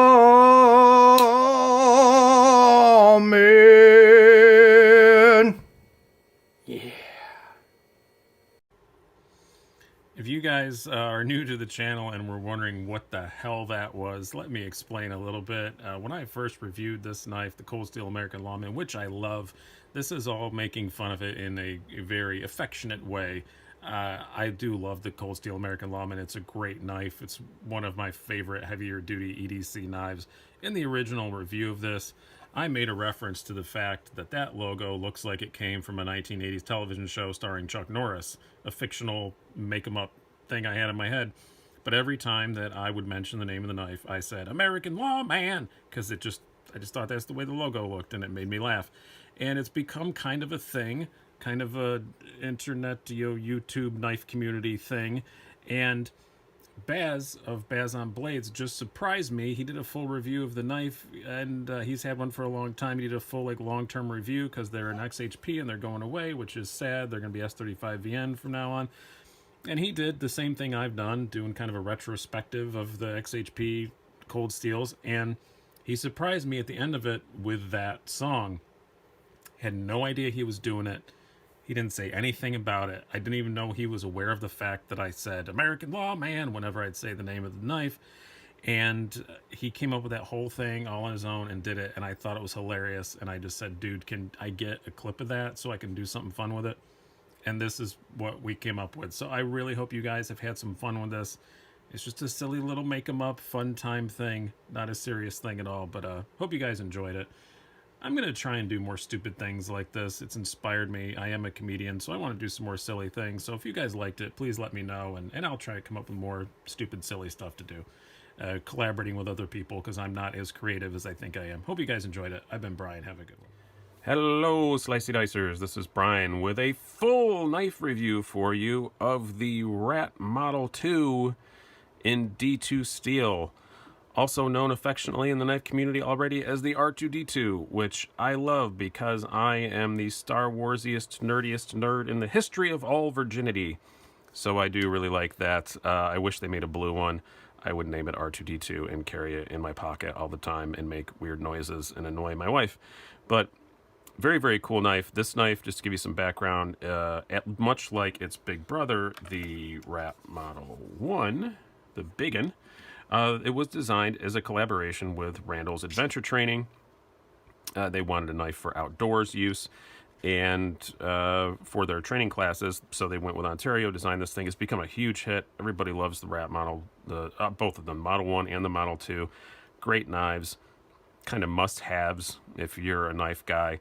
They're inexpensive, they work great, and they're very good for their purpose. Now, originally they came out in AUS 8, like this is an older Rat Model 1 and AUS 8, which they do still make in AUS 8, but AUS 8's great. It's an okay steel. It's not awesome. You have to sharpen it a lot, but it is very, very corrosion resistant, and it's fine, especially for the price point these guys are. These are all in that $40, $50, $35, $50 price range. They're all very inexpensive. So it was fine, but when they came out with the D2, when everybody's like, oh, D2's, and D2 is a lot better. Not as corrosion resistant as AUS 8, but much, much better edge retention, and it's corrosion resistant enough. It's not one of these non-stainless steels that you have to keep oiled or anything like that. You could, but I've just found, I've had this one for quite a while. I just keep it clean, and I've never had a corrosion problem with it, and I use it quite a bit. So just keep them clean, and they'll be fine. Yeah, if you let it get dirty and stuff, D2 will corrode, but it's not something to be concerned about. But when they came out with the big one in the D2 like a year ago, everybody immediately started clamoring for when the hell is the Model 2 and D2 coming out? It took a year, but now they're here. And these are two of them. I'm doing these two together because they are identical in every way except the scales, and I didn't feel the need to do separate videos about it. I've already got 2 videos out about the Model 2 and D2. I did an unboxing, and then I did a comparison between this and the steel wheel mini cut jack because I spent more time with this than I did with this, so I did that one first. But now we're here to the full review, so hopefully that's enough history for you. Well, one little bit of history too. Kind of interesting, the Randall's Adventure Training logo is back. It went away for a while. I heard there was some kind of falling out or something. This is just rumor and innuendo, but I heard that they had a bit of falling out. So the logos went away, and now Randall's Adventure Training does stuff with Essie. They make a very similar looking knife, but with a frame lock. And the logos went away, as you can see on both of my Model 1s. No Randall's Adventure Training logos. Logos are back. I don't know what's up with that. They're on the box. They're on the blade. You have the Illuminati / what is that? The Iron Man Mark 7, I do believe, looking. I'm such a nerd. I don't know which suit that is, but one of them went to that shape. It looks like the little light up thing. I think it's the Mark 7. Anyway, I'm sorry to nerd out for a second. But yeah, the logos are back. I don't know what happened there. I did actually call Ontario this very morning before I did this review. The woman I talked to on the phone, very nice lady, but she didn't know and didn't seem too interested in passing me on to someone who did. So I'm not sure about that. If anybody wants to educate me on that, I would be happy to learn about it. But it's fine. Who cares that the logos are back? The logos don't matter, but they're back. So there's that. Let's get into the specs. Let's get into the actual nitty-gritty of this review. We're going to use the carbon one for this just because it's prettier. We have an overall length of 7 inches, blade length of 3 inches. Cutting edge is a little less than that. It's more like 2 3/4. You have a blade thickness of just under 0.1 inches, 0.09 inches or so. So very, very thin, nice little slicey blade. Handle thickness 0.42 inches, and yes, that is the same on the carbon or the FRN. Again, these are 1-inch squares in this particular background. And the weight, we have a little bit of difference between the carbon and a very little difference between the carbon and the FRN, or the nylon. Sorry, I keep wanting to call it FRN because that's what everybody else calls it. The nylon handle one, 2.75 ounces, which I commend Ontario for, because not only is it light, it is exactly what they claim, down to the 100th. So, you know, people in the knife industry don't lie about weights as much as people in the bicycle industry do, but this is dead on, and I do very much appreciate that. Just wanted to give Ontario a little shout out for that. The carbon one, a bit heavier, 2.93 ounces. You're not going to notice that. I don't want to do the math in my head right now, but that small fraction of an ounce, no one's going to notice that difference in weight. It's fine. I think you're just going to get them based on looks more than anything else. Or I mean, which one you want, which one you think is prettier. So let's do some size comparisons while we got this out here. I'm going to do quite a few of these because I think that is going to be a deciding factor for a lot of people on this. We'll get to that, why I think that later. First up, your Spyderco Delica. Yeah, I got a purple one. I'm a man. I can handle purple. There's your Delica 4. The Kershaw Dividend. Let's look at what else we got laying around here. That's what's been in my pocket today. The Spyderco Para 3. It's just a tick. It's just a tick shorter than a Para 3. Not by a whole lot. And we're going to do quite a few of this, so sorry. A Benchmade Mini Griptilian. I have a lot of knives in this size too, so maybe it's just an excuse to get them some airtime. A little longer than the Mini Grip. The Spyderco Native 5 Lightweight. Also one of my favorite smaller EDC knives, much pricier than this. And the Steel Wheel Cut Jack, Mini Cut Jack. Now, I did a comparison between these two already. This is going to go into the price of these. I figured this would be a good place to stick this in. So this is about 40 bucks. As I said, this is about, the nylon one is about 33 if you shop around, 33, 34 bucks. Blade HQ right now has them for 38. So depending on where you look, these are very similarly priced. You can see that in the comparison review. So not an expensive knife at all, especially for D2. Now for the carbon fiber one, you're looking at a little bit more. You're looking at 48 currently on Blade HQ, but again, you can find them for 4 or 5 bucks less if you really shop around. They're starting to saturate the market pretty good now. They're not hard to find anymore. At the time I did the unboxing, they were actually pretty hard to find. Only 1 or 2 places had them. I actually got these through a friend who has a hookup, and to get them as early as I could. So the carbon fiber one, $44.50. So yeah, not bad. Not bad at all. Very good budget for D2 steel. And what are you getting quality-wise for that? You're getting about right. I mean, for the price, I think they're about right. Are they mind-blowingly awesome in quality? No. They're about right. And there's nothing wrong with that. D2 steel is great for this price, but I'd say that is punching above its weight with the D2, but with the overall construction, it feels about right. The nylon on this feels like nylon. It's not, no one's going to grab it and think for a second it's G10. It feels like nylon. But, you know, all the hardware seems okay. I've torn both of these apart, put them back together, and there's no marks on the screws or anything. And I know that I got these from LTK, and I know he tore it apart before. So this knife has been torn apart at least twice, and there's no damage to the screws or anything. So yeah, the quality is fine for what it is. Same with the carbon. This is not the prettiest carbon in the world. One weird thing I will say is they claim in lots of places this is carbon fiber G10 laminate, but when I tore it apart, it's carbon fiber on both sides. I don't know why you would do that. So I'm thinking it might be carbon all the way through. But it does kind of look like G10. I'm not sure. If it's carbon fiber G10 laminate, for some reason, they also laminated the other side of the carbon, which seems kind of an odd choice to me. But anyway, it's not the most expensive looking carbon in the world. Again, I'm from the bike industry. I know a lot about carbon fiber. This is cheap carbon fiber. It's definitely not structural carbon fiber. It's just there for weight and prettiness.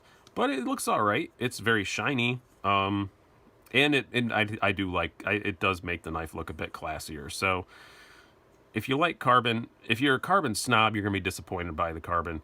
If you just want something that looks carbony and don't have a lot of carbon stuff and you're not a carbon snob, you're going to love it. So there's that. Now, quality-wise, one thing that you're not disappointed with is the blade. I have always loved the shape of the Rat's blade, both the Model 1 and the Model 2, and especially here on the Model 2. It's very good for a ton of EDC tasks. It has that nice, it's got a nice flat, it's got a nice belly, full flat grind, nice little point for detail work. It's got nice jimping to choke up on and do detail stuff with. I really, really like the shape of this blade for EDC kind of tasks. And now it's D2, which has really good edge retention and not a nightmare to sharpen if you do lose that edge. But if you keep it stropped and you pay attention to it, you're not going to be sharpening it very often. The blade on this is just outstanding. I'm very, very happy with the blade on it. That's the reason why you're going to buy this, because you want a D2 blade for a good price. And this is a very good shaped D2 blade for a good price. If it was a bad shape, who would care what it was made out of? But it's a very good shape. Awesome job. Randall's and Ontario knocked it out of the park with that. Now, ergonomically, it's very good. But as I said in the comparison with the cut jack, I have really long fingers. They're very skinny, but I have very long fingers. And if you have really big hands, this may feel a bit small in your hand when you really have to grip on it. Like, I'm almost kind of digging my fingernails into my palm there, just a tick. It's not bad. I will call it very good ergonomically. It's not great ergonomically, but it's very, very good. And it's fine for most EDC type stuff. If you're doing really heavy duty stuff, it's a bit small, but I don't think you're going to buy a knife this size to do heavy duty stuff unless you're an idiot. So that's on you. But for EDC stuff, it's really good. And if you have even medium size hands, it doesn't have to be small hands. If you just have medium size hands, you're going to find this to be awesome ergonomically. It is a great shape. It's just a little small. I wish when they downscaled it, because this is obviously just, somebody put it in the CAD machine and, said, let's make one 80% size. I wish they'd have gone 85% on the handle. Make the blade that size, but maybe make the handle just a bit bigger, and I'd have been happier with it. But I think that's just me and my weird long fingers. Now, the carbon is a bit slippery, and so is the FRN. The FRN is grippy enough, but it's not. No one's ever going to say, oh, it's a grippy knife. It has some good jimping to hold on to, so does the carbon. They're identical. But I wish that the the nylon was just a bit grippier. That's all I have to say about that. I just wish the nylon was just a bit grippier. And the carbon is slick, but I think that's fine on the carbon because it's carbon. Like some companies do textured carbon, but I don't think at this price anyone's expecting textured carbon. This is a little slippery, but you expect that. And it's got a good place to grab your finger, and it's got a good... you're not going to slide forward onto the blade or anything. I don't want to make it sound like that. I think it's fine. This is the carbon that you know what you're getting into. And so ergonomically, they're both really good, not outstanding, not the best in their class, I would say. I would still put that best in that class to the mini cut jack, because that's just awesome in your hand. Now, let's talk about carry. In carry, these are great. In carry, I would say outstanding, because as you can see, they're not very tall. They're almost like a traditional in shape and size. As I said in the comparison review, I think I've carried both of these a couple of days, just removed the clip and just threw them in my pocket like a traditional. So they're awesome to carry. They're 0.42 inches, not too thick. They don't have deep carry clips, but it's a fairly deep carry. It's about as deep as you can get and still provide people with a lanyard hole if that's what you're into. They're very light. They're both under 3 ounces. Take up virtually no room in the pocket. Carry, they are outstanding. So if you just want something that carries really well, that has a very good, high quality blade, then yeah, this is your thing. They're awesome. Now, deployment wise, again, not much. Well, one thing to complain about, I guess, but pretty good. They deploy awesomely. Thumb stud deployment. They run on phosphoronz bushings, but they don't feel quite like bearings. But man, they're close. It pops right out there for sure. Detent is great. Now, the only complaint I have with the deployment is on both of these, the lock bar is a little sharp and a little hard to access. You got to push. It may not be that sharp. I think it's this. You have to push down really hard to get to it. So that's the only complaint I have deployment-wise. Not a big complaint, but it does, I got a little mark. I just did that a couple times. I got a mark on my thumb. Not a painful one or anything, but it's there. So that's what I have to say about the deployment. Now, what is my overall, I think we're done with all the categories. Conclusion-wise, these are superb bargains. Just superb. For bang for the buck, I mean, 35 to like $50, depending on if you get coatings or carbon or whatever. Awesome. D2 steel, nothing to complain about with that in this price range at all. They carry very well. And like I said before, the Ontario Rats, the whole series, are becoming kind of must-haves if you're a knife nerd. You gotta have one of each. And this is people were clamoring for this for good reason. Hello, Slicey Dicers. This is Brian with a long-term review for you of the Kershaw Dividend M390. I've had this for several months now. I've actually been meaning to do this review for a month or two, and I keep kicking the ball down the road, and it is not what I was planning on putting out today. But I actually discovered, thanks to one of my users, and I checked it out, they're available again. So I wanted to get this out so you guys could see it, because I really love this knife, and I'm so glad I got in on it. And a lot of you have commented, oh, I wish I'd have gotten in on them the last time they were available. They're back again. So please, if you really like this knife as much as I do, go grab one. $76.95 on Blade HQ right now. They're also available on Knife Center. I've seen them. I didn't bother to look anywhere else, I'll be honest. But I saw those 2 places they were available. That was enough excuse for me to hurry up and get this little long-term update done. Watch my review. I'll link down below that you can find my full review of it. Everything I said in that, I still feel the same about. Very, very cool knife. We'll start off with the things I love about it. The things I love the most, first of all, are obviously the blade. M390 for $76.95. I think it was $78 when I got mine. Now they've even gone down a couple bucks if my memory serves correctly. I could be wrong about that. But still, huge value. Where else are you going to get a USA made knife with M390 steel for under $80? Nowhere is the answer to that. Very, very cool knife. Another thing I love about it, very, very cool blade, I should say. Super slicey, before I get off that. Super slicey, you're talking about 0.09 inch blade thickness. Very, very slicey, super thin behind the edge. Awesome for food prep, for cutting cardboard, opening packages, opening zip ties, the kind of things I usually do. It is not a super heavy duty tip or anything like that. You're not going to want to pry on anything with this, but you shouldn't be doing that anyway. But for the purpose that it is, it's a great blade shape, works very, very well. I also really love the carry on it because it is very thin, 0.36 inch handle thickness. And I made it even better. I called Kershaw and asked nicely, and they sent me one of their free deep carry pocket clips. They'll do that on almost all their models. If you call them, that's awesome. Now it completely just disappears in my pocket. Love that about it. This almost went through the wash twice. My wife has luckily discovered it in the pocket of my jeans before she put it in the wash because I forgot that it was there.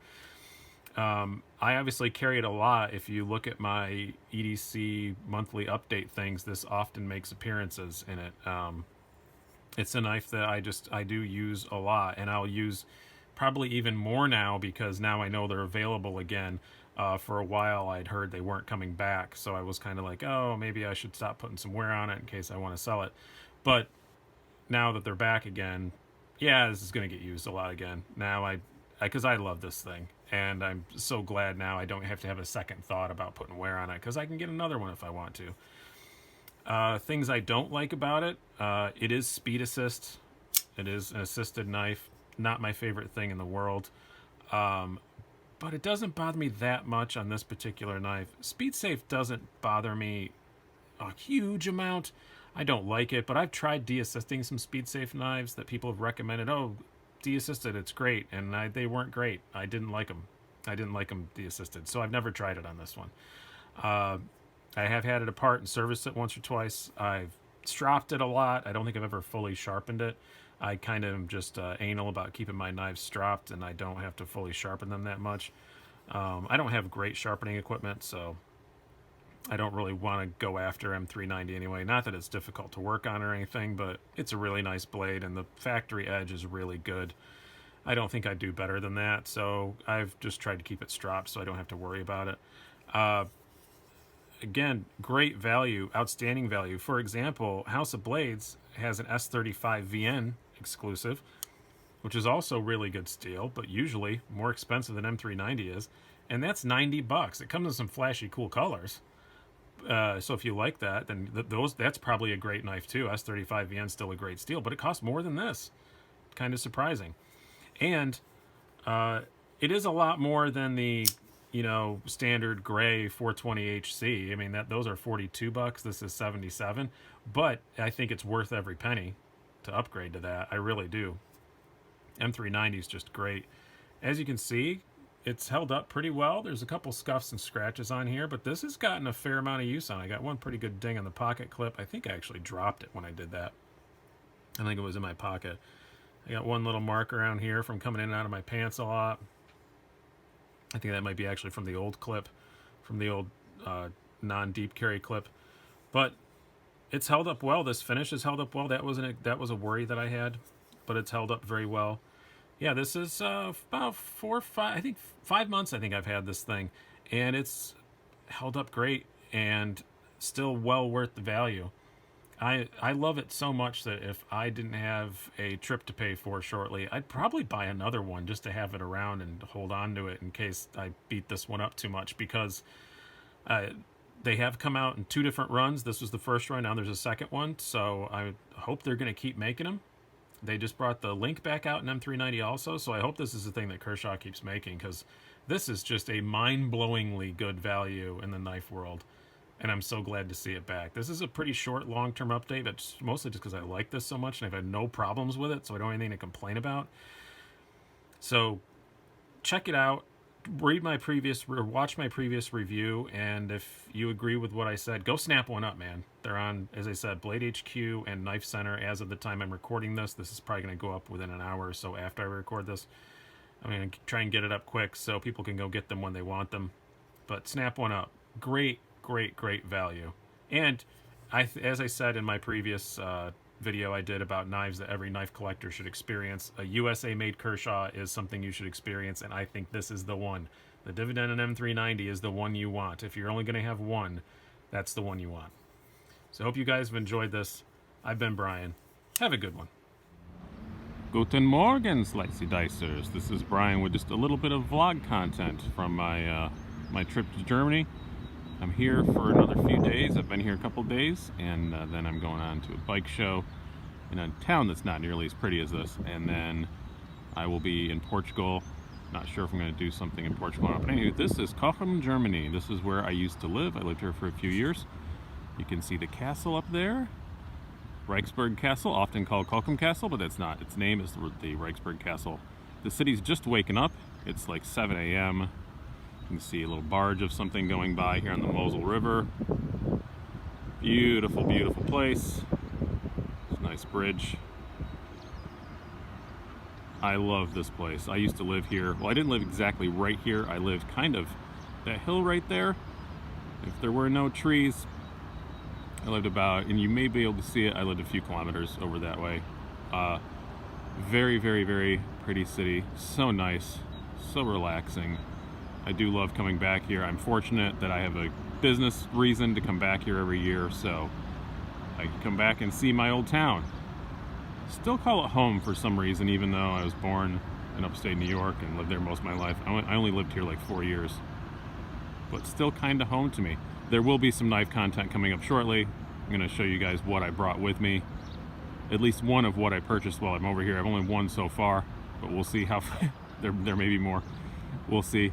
But just a beautiful little city. Highly recommend if you're in Germany. Cochem is underrated. Some other cities in the Mosel get more attention, but this is just, it's touristy. There are tourists for sure, but it doesn't get nearly as crazy as everything else.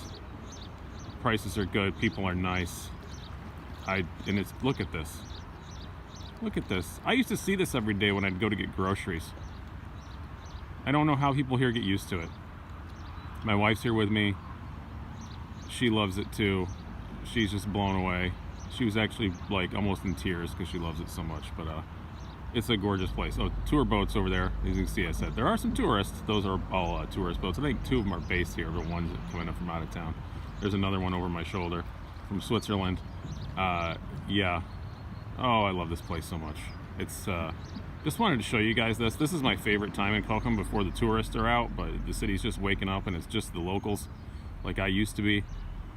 So yeah, I'm standing on a dock on the other side of the river. I'm staying in a hotel right directly behind me, and this is the good side of the river just for views.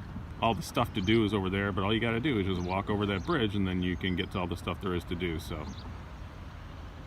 love it. Hope you guys enjoy this. I'm going to do some more. I'm going to stitch a bunch of stuff together, so I won't do my goodbyes yet because there's going to be more. Sorry if it's shaky. I'm just holding my iPhone. We'll be back shortly with some more content. Hello, Slicey Dicers. This is Brian with another knife review for you. Today, we have the wee Wasabi. I'm very excited to bring this to you guys, and I know you guys are excited to see it because you've been asking me questions about it. Every time I post on Instagram, they're like, what is that? What is that thing? What is it? I understand why you don't know what it is because it is currently in a limited release, but it is going to be a serial production knife in a month or so. Currently, this is number 18 of 300. They sold them at Blade Show. They're going to be selling at Blade Stock, which is like the European Blade Show. And then the rest of everybody's going to have to wait a little while to get one, but not too awful long. Don't know exactly what the price is going to be yet, but judging by what they're charging for the limiteds, I would guess it's going to be somewhere north of 300, just a little bit north of 300, not a lot, like 310, 315, something like that. I'm just taking a guess, but I don't think it's going to be horribly expensive.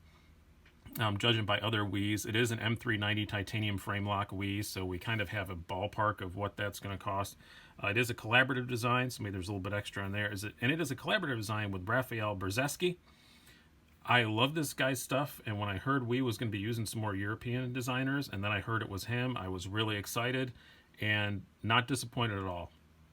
This looks a whole lot like one of his customs, and it's an amazingly well-designed knife. I will say, I held this review up a couple days because I wanted to make sure that I really loved it as much as I thought I did. Like, that's how much I love it. Like, I kind of didn't believe it. And now I've had it for a couple days more and used the hell out of it. And I do. I love it that much. I'm going to make a big revelation at the end of this video, but no, I really do. Or a big statement, I guess, in this video. I really love this knife. It is freaking fantastic. It's beautifully designed, beautifully made. I have 2 little minute quibbles about it, and that's it. And they're the most minute quibbles in the world. So prepare for some gushing, just telling you. All right, let's do some stats before I just get completely off the rails here. We have an overall blade length. These are 1-inch squares, so you can see. Overall blade length of almost dead on 4 inches. You have an overall length of 8.6 inches. You have blade stock of 0.153 inches. You have behind the edge thickness of about 21 thousandths. That's a really hard measurement to take, but that's what I got. So pretty slicey, especially for a big 4-inch blade. You have a handle thickness of 0.51 inches and an overall weight of 4.19 ounces. So not bad at all weight-wise for a knife this size. And when I get to the quality and aesthetics, I will try and get some close-up pictures of the inside and show you why it doesn't weigh that much. Let's do some size comparisons. Get that out of the way. Here's a knife that in size that you guys have all seen, which is not nearly this expensive, that is very similar in overall size. I have to say, the Rat Model 1, this is very similar in size to a Rat Model 1. So if you don't consider a Rat Model 1 too big to carry around, you're not going to consider this too big to carry around either. 4-inch blades, a lot for an EDC, but it really, the packaging of it, it's very small in the pocket. It works well. Let's do a size comparison here for the height. I always feel like these are more accurate to show you than, as you can see, folded, it's a bit smaller than the Rat, and definitely a bit shorter. So I feel like this is more effective than just telling you that measurement, which is just a hair over an inch. But you can see in the pocket, it's actually fairly small. So they do an excellent job with the packaging on this. And we'll get to, I'll save that for a minute. We'll show up close how well they do with that. Let's do some more size comparisons here before we move on. We have the Spyderco Paramilitary 2. A little bit longer than that, but definitely much smaller in the pocket than that. Here's a knife that is a bit smaller in the pocket and a bit smaller overall, let's be honest, the Benchmade 940. But again, see, it's not, for 4-inch blade, it's not dramatically larger than a Benchmade 940, which is a knife that kind of just disappears in your pocket. And this, we'll use this for a size comparison because it's here and it's mere moments from going in a box and going to another reviewer. Last time you'll see it on here, the Best Tech Pterodactyl. Last time you'll see it until I buy another one, let's be honest, but just a little bit larger than that. Now let's talk about this knife just aesthetically. We joke around on here a lot, and some other YouTubers have picked it up, and even a couple companies have picked it up. I've heard internal people refer to stuff as Brian Spec. That is my real name. I like to call them adult spec knives. I don't like bright colors and stuff. You may call it boring, but I don't like huge bright colors. I don't mind colors, but I don't like bright, flashy, ridiculous stuff. I like earth tones and stuff like that, you know, but this is the epitome of Brian Spec. This is a Brian Spec knife. Like, this is gray, and I love it. You may think it's boring, but it's beautiful in person. It really is. Pictures do not do this justice. I admit, when I first saw it, even I thought, maybe that's a little plain, even for me. But now that I have it in hand, it's beautiful. And I have a couple of friends who got them, 3 or 4 friends who've got them at Blade Show, and they all say it's gorgeous in person. It really, really is. I love the finish on the titanium. It's not overly done, but it's enough that it's going to resist nail trails fairly well, I think. I'm sure I'll get some. I like the finish on the blade. It's bead blast, which I normally complain about, kind of, but it's like a polished bead blast, and it's gorgeous. It really looks great. And if this had a satin or a mirror or like a machined finish, I don't think it would match the handle well. I think they made an excellent choice with this finish. It's like a modified bead blast. You can tell they really put some thought into it to make sure that it really matches the rest of the knife, matches the hardware and stuff, and it's gorgeous. Zero billboarding. You have the Wii logo on the pivot. You've got Raphael Brzezinski's logo on the knife. That's it. This one has the serial number on it, but the regular ones won't even have that. And it doesn't even say M390 on it anywhere. Like, there's just like no billboarding, no nothing. It's just a plain cool design. I love the look of the Wharncliffe. It's a gorgeous look. I like just to change it up a little bit. I like this little cutout in the blade. It's a very well thought out design. It's just very, very good. And the quality on it is just freaking outstanding. I mean, Wii's does great anyway, but this is the nicest Wii that I've held, which is saying something. I mean, my Minotaur is probably just as good, I guess, but this is just something about it. It's so smooth. I don't know if they put more effort in it because it's a limited run. I don't think so. I don't think Wii really operates that way. But everything is just so nicely chamfered and finished, and it's just gorgeous. And even inside, I'll try and get you guys a good shot of this. It's just as gorgeous inside as it is out. I did tear it apart. I should have taken some pictures, but all this milling inside, that's chamfered. Why? Why would you do that? It's cool they did, and it's cool to know that it's there, but it's just something to know that it's there. You know, it's like the brass plaque on your Ferrari. It's something that only you know is there, but you know it's there. Just amazing. And for a little over $300, guessing, maybe it's only even $3, I'm not sure, but still, for that price, it is just amazingly done. These titanium screws that we uses, it's the new generation of their screws, which is the best hardware in the industry now. They went from having the worst when they had those fucking star screws to now they have the best. 8, it's a T8 everywhere. Super easy to take apart, pleasure to work on. You know, titanium backspacer, the mill pocket clip is just gorgeous and well done. Just everything about this knife is just really well done. The only flaw I have with it, and you can see it, is, and this is just me being anal retentive, the Wii logo on here is really hard to get straight. I did pull it off once, and then I readjusted the pivot a little bit after I opened it up and lubed it, and then I got it crooked again. It's not a free spinning pivot. There is like a little captive thing in there, but the tolerance isn't quite tight, so depending on how you tighten it, sometimes you get it. This is as far off as it gets, but you got to play with it a bit to make sure you get it straight. And I've been using this knife so much, and I'm sick of playing with it, and I'm fine with it. But if you are really anal retentive, you can get it straight, but it currently is not. How's that for a nitpick? That's a tiny little nitpick, but that's the only thing quality-wise I have with this at all.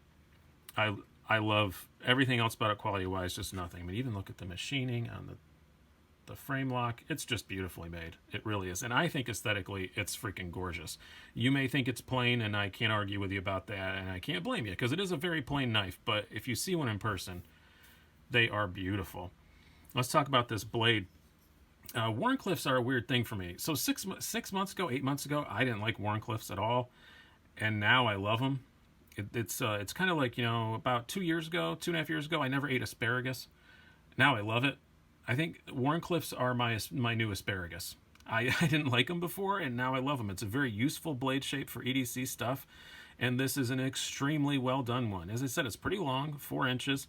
What I do like a lot about this particular one, and this is one of the things I noticed on his Brzezinski's Customs that I liked, is it doesn't have a ridiculously thin tip. This is going to be really hard to get this to focus, but the tip is not robust by any means, but a lot of Warnies have very, very thin tips, and this does not. It's actually a tip you can actually do some stuff with. Super sharp, hollow grind, very slicey. Came super sharp out of the box, has remained so. I've put this through quite a bit of use, probably more than most people will with a numbered edition knife, but I don't care about that. I buy knives to use. I don't care what number's on the blade. It's a great user knife, great user blade shape, very utilitarian, very good. Slices through cardboard and all that kind of stuff like a champ. I even cut through a little bit of a very small amount of carpet with it, hacked right through it. It's just a great blade. M390, as I said, and Wii's M390 is awesome. They do a great job with the heat treat. I've never had any issues with Wii's M390 at all. And again, that kind of polished bead blasty finish, which I really think looks great. So it does fingerprint up a bit, though. That's the only downside to it. But, you know, is that really a downside? Probably not. Let's talk about the ergonomics. Ergonomics, I'm also very happy with it. Fits my hand, again, large size hand, skinny fingers, supremely well. The handle is just long enough, and I'll show you why I'm saying it that way. You do have a little bit sticking out, but again, this is a 4-inch blade, and as you saw in the size comparisons, folded, it's not that big, because look at the packaging on that. That is the maximum amount of blade you can fit in that handle. And I will say, before anybody asks, if I really push hard, I guess I can kind of feel the tip there, but I'm pushing pretty hard, and it's not in danger of cutting me. I can just feel like a little cat fingernail scratch there. That's about it. I've carried this thing a whole lot. It's not a problem at all. And I like that they cram this much blade in this small package. I think that's pretty cool. I think it's a great accomplishment. Now, let's talk about the carry on it. Also, carries really, really well. There is a bit sticking out. You're talking right there is where it is. So let's just line it up here. You know, this is how much you're going to have sticking out of your pocket. It's a bit, but it's not ridiculous, and it's all just gray. So it's not like it's super flashy or anything like that. And it's, as far as getting your hand in and out of your pocket, superb. For a 4-inch, I guarantee you, I don't know of any 4-inch knife that you can get your hand in and out of your pocket past it as well as you can the Wasabi. It's just awesome. The flipper tab is super, super, super minimalist, so you don't have to worry about that knocking on your stuff, and it's just a joy to carry. It really, really is. And 4.2 ounces, not even particularly heavy. It's awesome. Now, here's the thing I love the most about this, and this is my other nitpick with the knife, and I don't know how you qualify this, if you quality or whatever, and it's not just we, but the action on this thing now is superb, and when I got it, it was excellent. But I did tear it down out of curiosity's sake, and the bearings were totally dry. And that's not a wee thing. That's something I've seen in a whole lot of knives. I've almost thought about doing another video about it, just kind of a rant. I don't know what it is lately. You know, when I didn't get in this hobby too long ago, a couple years ago, and I used to get, you know, knives that were in oily bags. They over-oiled everything. Now, a lot of companies seem to not be oiling anything. My Riot that I just got, dry. Several other knives I've gotten recently, dry. My last Spyderco, completely dry inside. It's just, I put some lube in there, guys. But I did tear this apart, put a little nano oil on it. As I said, when I got it, it was excellent. But now, just a little bit of nano oil.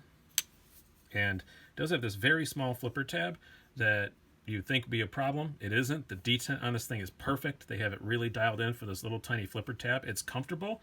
It's not the most comfortable flipper tab in the world, but it's plenty comfortable enough. And bang, rockets out every time.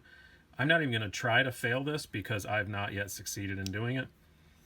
And then it just closes like that. It's just butter. It is just a complete buttery smooth knife in every way. The deployment on this thing is just addictive, and listen to that sound. I'm talking over it, but listen to the sound. That's a confidence-inspiring click there. Isn't it? Oh, it's so good. I just love fiddling with this thing. And the blade, obviously 4 inches, is pretty heavy, so that does assist in the fall shuttiness a bit. But, oh, just awesomely well done deployment. So that's it. Those are my only nitpicks, and I love this thing. And here's the big statement. I promise I was going to make a big statement at the end of this. I do have some other stuff that I'm still getting acclimated to.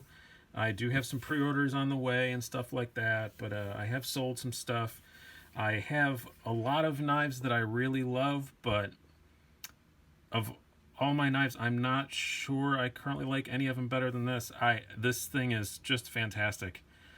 I don't want to say it's my favorite knife I own, but it's up there. It may be my favorite knife I've ever owned, or at least tied with it. I definitely can't think of anything I like more. If they all went away tomorrow, this would be a close contender. The only thing, and it's another little nitpick, I have to add on one little nitpick note, is 4 inches is pretty long. That's the max legal for my state. I would love to see this in a 3.5 inch version, or especially since they make a 4, make it a 3. I would love to see a mini Wasabi. I would absolutely love that, because in my city, in some neighborhoods, you're only allowed to carry a 3 inch. But it's an awesome knife. When they come out in serial production, or if you're going to blade stock, for my European viewers, get one. They're great. They're really, really great. It's well worth all the questions you guys give me on Instagram and all the, I'm not going to call it hype, because a lot of people didn't even know it was coming out. But for those of us that knew it was coming out, we were all really excited about it. So please, they mostly just kind of introduced on Instagram and stuff. It wasn't like a big, huge, giant release kind of thing. But there was an article on Knife News about it. But definitely check this out. It is a fantastic knife, and when it's in serial production, it's gonna be awesome. Hope you guys have enjoyed this. I've been Brian. Have a good one. Hello, Slicey Dicers. This is Brian with another knife review for you. Today we have the North Arm Skaha 2. This is a knife that I am very excited to get my hands on. So excited, in fact, that I have been on a wait list for quite some time for one of these. I think I signed up in April. Have not gotten my turn yet, but one of my readers did. Thank you very much, Ryan, for sending this along. I very much appreciate it, but I'm also kind of mad at him about it, because I'm still waiting to get my hands on one, and I love it, and I'm not going to be able to get one for quite a while. This is a very hyped knife. This has been kind of the talk of the YouTube world, so much so that it, as my previous story would indicate, it's pretty hard to get your hands on one. This is the epitome of the Nick Shabazz effect. He did a review of the original North Arm Skaha, I don't know, over a year ago, and they've not been able to keep up ever since. They do have a really good pre-order system now. I'm just waiting for my turn to come up. You can sign up on their site to get an email they'll send you an email when it's your turn. You've got 72 hours to pay, and then you'll get it in a fairly decent amount of time after that. So I can see why there's a waiting list, though. This thing is great. The hype is real. Spoiler alert, if you don't want to watch the rest of this, I love this just as much as I thought I would. Thank you, and screw you, Ryan, for sending this to me, because I really, really, really want mine even more now. It is a very cool knife. It looks pretty basic. S35 VN, G10, only G10 here. Very minimalist liners here on the inside, just enough to hold the liner lock. And running on bearings, super smooth action. Wire clip, that's a new change to the Skaha 2 model. Only 3 ounces. Just simple but awesome. Damn near EDC perfection. We will get into why first of all, but if somehow you've managed to avoid watching other Skaha 2 reviews, we'll do some stats to get that out of the way first so you know what we're talking about. We have an overall length of 7.75 inches, blade length of 3.3 inches, very, very thin blade stock, just 0.10 inch blade stock, and handle thickness of a little over 0.6 of an inch. So fairly thick handle, but we'll get to why that's a good thing as the time goes on here during this review. Do some size comparisons, compare it to your Spyderco Delica. A little bit bigger than a Delica, as you can see. Another one of our standards, Spyderco PM2. It's a little smaller than a PM2. Cutting edge wise, though, it's not dramatically different, as you can see there if I try and line those cutting edges up. A knife that's very, very similar in size and shape and stuff. Your Wee Practic. This has the forward choil, so you're getting more cutting edge out of the Skaha. And lastly, another knife that I don't usually use for comparisons. It's also a bit hard to get, so I thought it would be a good thing to compare it to. Not as hard to get, though. This is the Three Rivers Manufacturing Neutron. A little bigger than the Neutron is. Another knife I had to wait a while for, but not as long as I waited for this. All right, let's talk about the design of this knife. As I said, pretty simple. It does come in many colors. I will say, get that out of the way. This is the natural G10 because the actual owner of this, Ryan, intends on dyeing it to another color. So if you're going to dye it, you might as well get the natural G10. It also comes in a blue, a black, a green, and an orange. I think I'll probably get the black or the blue. I'm not really sure. I've had to wait so long that I keep changing back and forth which one I want. A very cool visual detail that's very distinct to the North Arm is the way that they do their blade finish. They kind of leave some of the machining marks in there, and it looks really cool. I really do like that a lot. It's a very shiny, almost mirror, but it has all these lines through it. They etch their logo in. It's just really cool. And you've just got the North Arm logo there, S35 VN, the steel, and made in British Columbia. It's from Canada, so that's pretty cool. Yeah, and the design, as I said, very simple. Simple construction, just the two standoffs here and the pivot up there. Very minimalist kind of lanyard hole, wire pocket clip, and the value and the price is not too bad either. I didn't get that in the specs. $186.75. So you would think a knife this hard to get a hold of is going to be super expensive. Like, oh, it's probably going to be a $300 or $400 knife. No, it's only $186.75. That's not too shockingly awful. It's just they're a very small company and they just have a hard time keeping up. That's the only reason why they take a long time to get, because it's a really cool knife.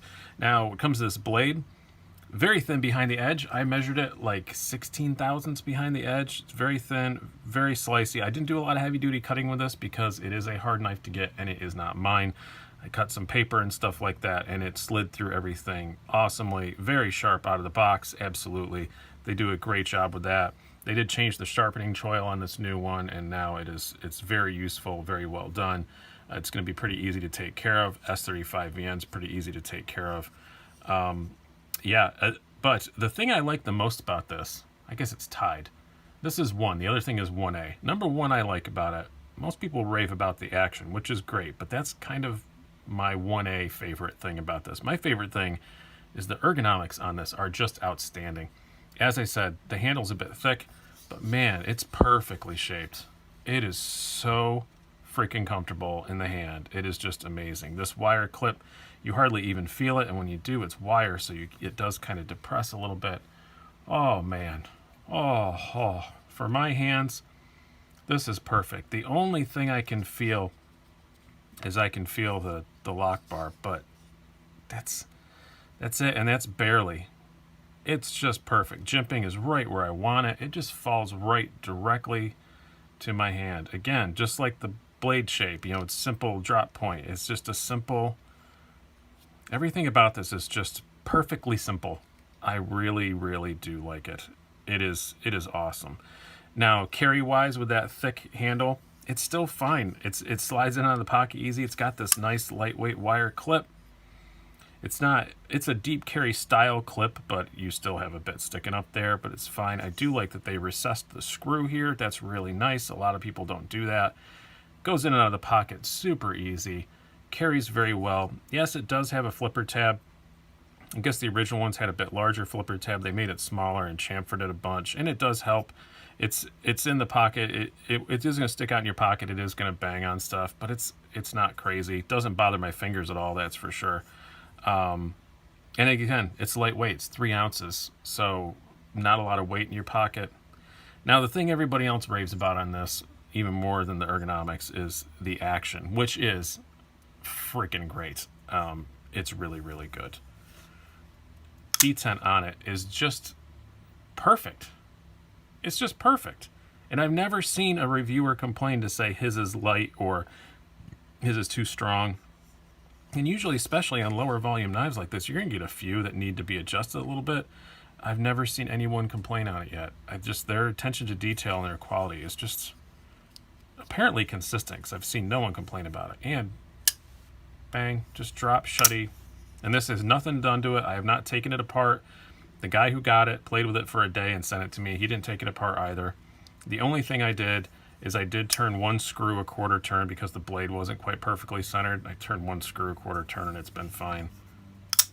But oh my lord. The action on it is really great.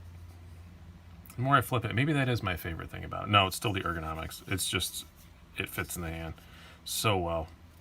But this is addictive. Now, it's all G10, so it doesn't make a very satisfying noise. If you're a guy who likes a big clink bang, you know, you're not going to get that out of this. It's just not one that does that. You know, like, for instance, what's something I got? Yeah, here's even like the Wii rectifier. It's G10 on one side, but it makes a much more satisfying sound.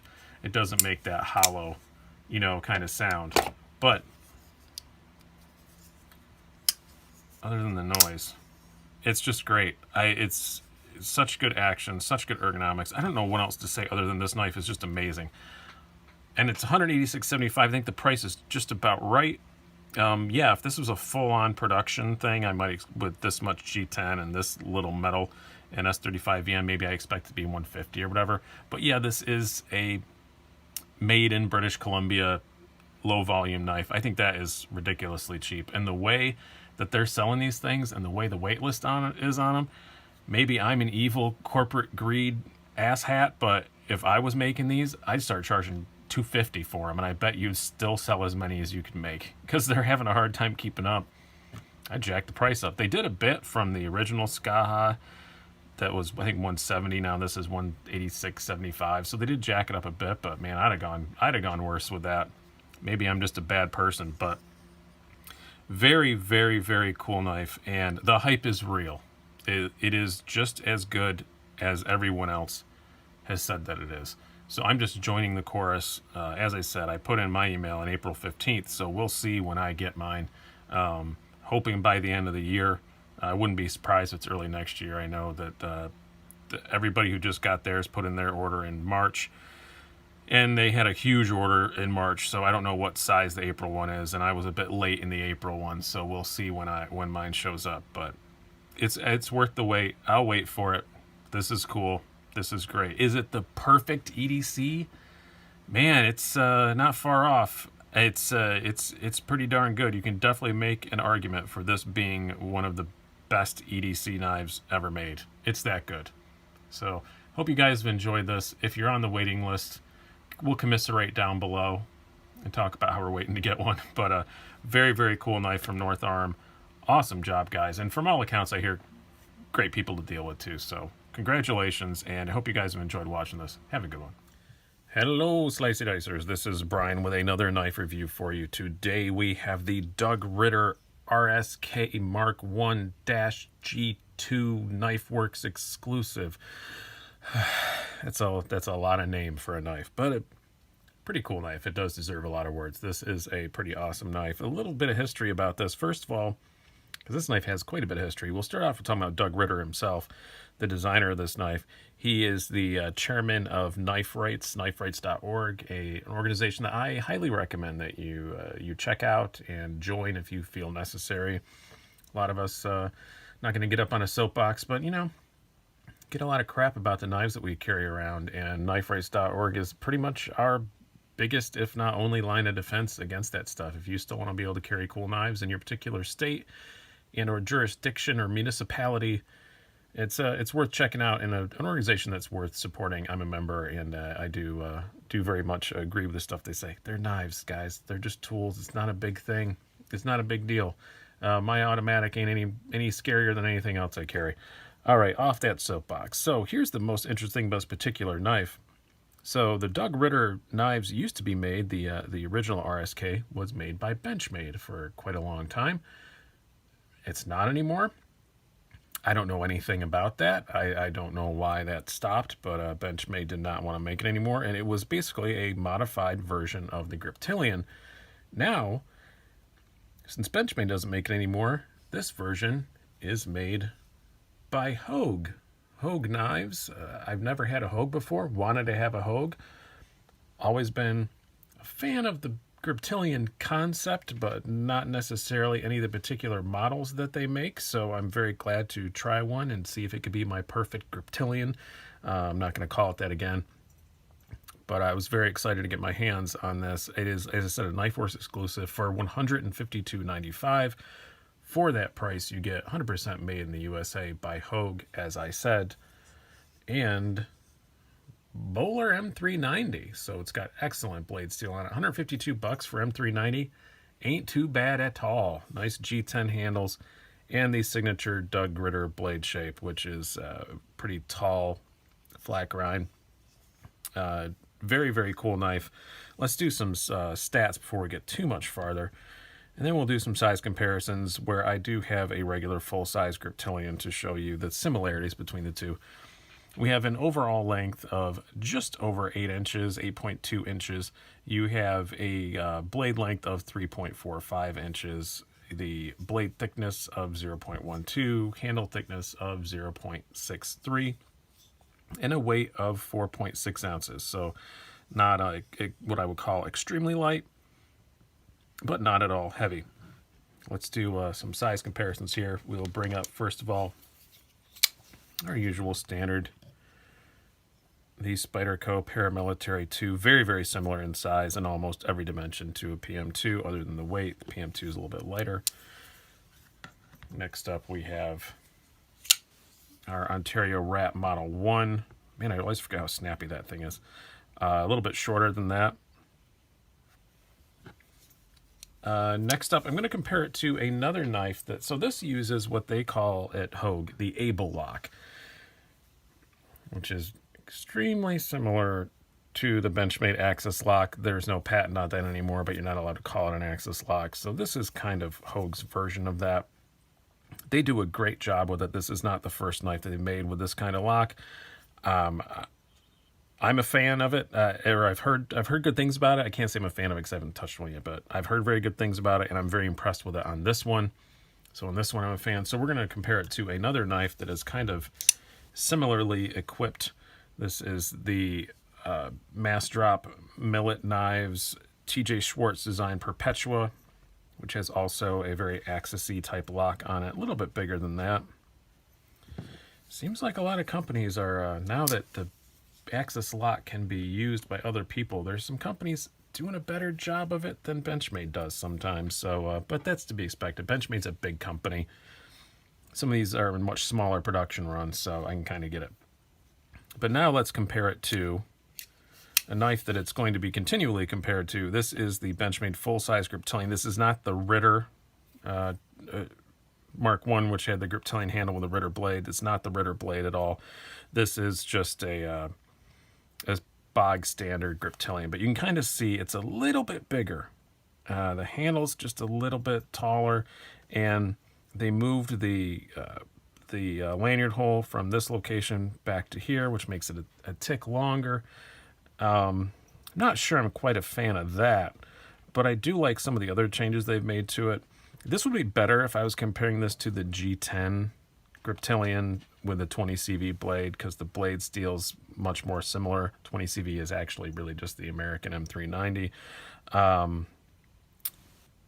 And it would be G10 instead of the Grivery, fancy plastic stuff. But as you can see, just from the size and the shape, pretty darn similar. You do have a little bit more of a finger groove here, which is nice, and I think does improve it ergonomically a little bit. So it's not an exact copy of what Benchmade used to make by any means. It's similar, but it isn't a copy. This isn't just a Benchmade Doug Ritter with the Hogue name on it. It is definitely different in a few ways. It's on standoffs. So is the Benchmade G10 version, but you can see the regular Griptilian is this closed construction. So you can see it's similar. It is not at all the same. And a lot of these things I really, really do like about it. I will say one of the things I like about it the most is I've been hearing great things about Hogue as far as attention to detail and their quality and stuff, and I have to agree. Tiny thing, but something I love a lot. All these logos are like really etched in there. This isn't just, kind of, sometimes feel like it's just kind of printed on. This doesn't. This is very, very etched in there, every logo. I think just the right amount of billboarding. You got the Hogue and the model number, little USA thing there. Put my hand back there so it'll focus. Yeah, a little USA thing there. The Doug Ritter logo. I think that's just about the right amount of billboarding. Very nice finish on the blade. I do like this stonewashy kind of finish. I do like the look of this pattern on the handle. I can't call it a starburst really. It's got all this stuff in the middle, which is functional, which we'll get to. But I'm going to call it, I don't know, it's like a hyperspace pattern. I don't know what the hell to call it, but really nice. Pocket clip, you have the same really good etched in logos. Really good quality hardware on this. Excellent quality hardware. I do like what they did with the Able lock. The thumb studs look a lot better than the Benchmade ones do. I'm sorry if your bells jingling. This isn't Christmas time. I'm filming this in early November. My cat came in the office and now she wants to get out, but the door's closed because I'm recording, so she can deal. And then you've got really nice removable thumb studs. Just a lot of really good high quality stuff in this. The only thing quality wise that I had any problem with at all is the blade is not really perfectly centered. It's not touching anywhere. It's not a big deal. I'm sure if I tore it apart, I could fix that. But these Able, Axis, whatever lock, these Omega spring locks, whatever we're going to start calling them from here on out, I don't know. They're extremely difficult to take apart and put back together. I do not want to deal with that. So I haven't. I had a choice of it either being a mostly free dropper or being centered, and I chose the former. So it is a bit off center, but it's not bad. It's not touching anything, like I said, but that's the only quality thing that I have. It does come in this nice little pouch. Doug Ritter Hogue. I do like it's all embroidered. It's not just printed on there. You don't get much else inside, but still for $150, that's not bad. You get the little Don't Eat Me. I don't know why I keep these things other than I worry that one of my dogs or cats are going to eat it or something. Fairly normal box. Nothing to really write home about box-wise. Doug or Hogue knives manual because they do make a lot of automatics. Another Don't Eat Me in there. And this nice sticker. I'll put that somewhere. That's a pretty tasteful sticker. I don't use all my knife stickers, but I do if they're kind of tasteful looking. And then yeah, care and maintenance, all that kind of stuff. Limited lifetime warranty, which I've heard they're very good about. Again, this is my first Hogue, so a lot of this stuff I'm going to say as I've heard because I don't really know. As far as the blade itself goes, pretty thin behind the edge, about 19 thousandths, not bad at all. And as I said, a 0.12 inch blade stock, so not at all thick. It's a pretty darn good slicer. Works great. Process some cardboard with it, cut through it really, really well. You don't have that thin little tip that you get on a lot of knives that are kind of this category. It has a pretty robust tip. I do like that about it a lot too. I'm very pleased with the blade shape on this. Good sharpening choil. There's almost nothing to say about the blade other than it's really good. I feel like I should talk about it more because I really like it, but it's just kind of, yeah, it's great. I don't know what else to say. Kind of the same way about the ergonomics. It's really good. I like the feel of it in my hand better than the Griptilian. Not dramatically so, but it's got a better... So the G10 version of this, that's more similar to this knife with the standoffs and stuff, is a bit slippery.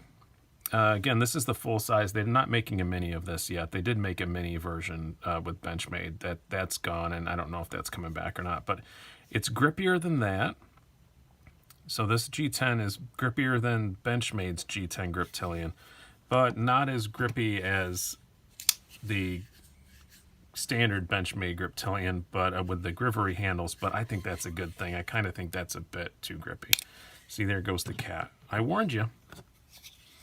But it's pretty darn good. I think they made a good compromise there. No hot spots at all. This deep carry clip is outstanding. As far as where it's positioned, definitely no hot spot there at all. Yeah, I really like the ergonomics of this. It's super comfortable in hand. One of the most comfortable knives I've held in my hand in quite a long time. You could definitely get some stuff done. There's some good jimping up here, but just enough. It's not enough that it's not so aggressive that it's going to be painful to anybody. It's really, really good. Everything's rounded off just enough, but not too much. As far as the carry goes, it carries pretty well. It's got a deep carry clip. It's not super ultra deep carry because, again, they made the decision to move that lanyard tube there to the end. Again, that's one of the only flaws I have with this knife. I don't really understand why they did that. But I will compare it to, your standard grip. It's obviously a bit thicker in the pocket. They both have wide grips. They're both about the same width. But it doesn't really bother you in your pocket at all. And your hand slides past this much better than it does on the standard Griptilian. There is some jimping back here that's functional and does work well to hold it in your hand. But it doesn't carry down so far that you feel it when you're reaching it out of your pocket and your hands, slipping by that. And I do really like that. They stopped the jimping at just the right point. Good job, guys. Very, very, very nice knife to carry for a kind of EDC size. Yeah, it's not stupid light, but it's light enough. Really nice knife to carry around. Deployment, really good. As I said, I do like the way that other companies are doing the axis lock. I don't have a problem with Benchmade's either. You guys know I'm a fan of that lock style.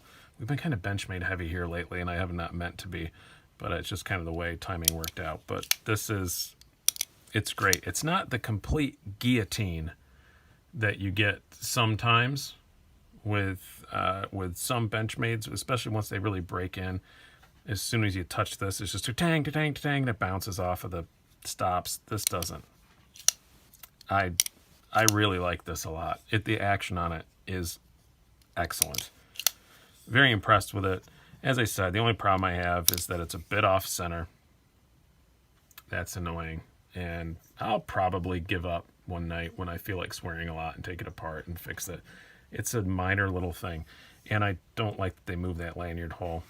I'd have rather just deleted it, but I always prefer that. So, because as you can see, packaging would be better too. Like, it's just, you don't need, I guess you need that standoff, but still, I don't know. I don't like it.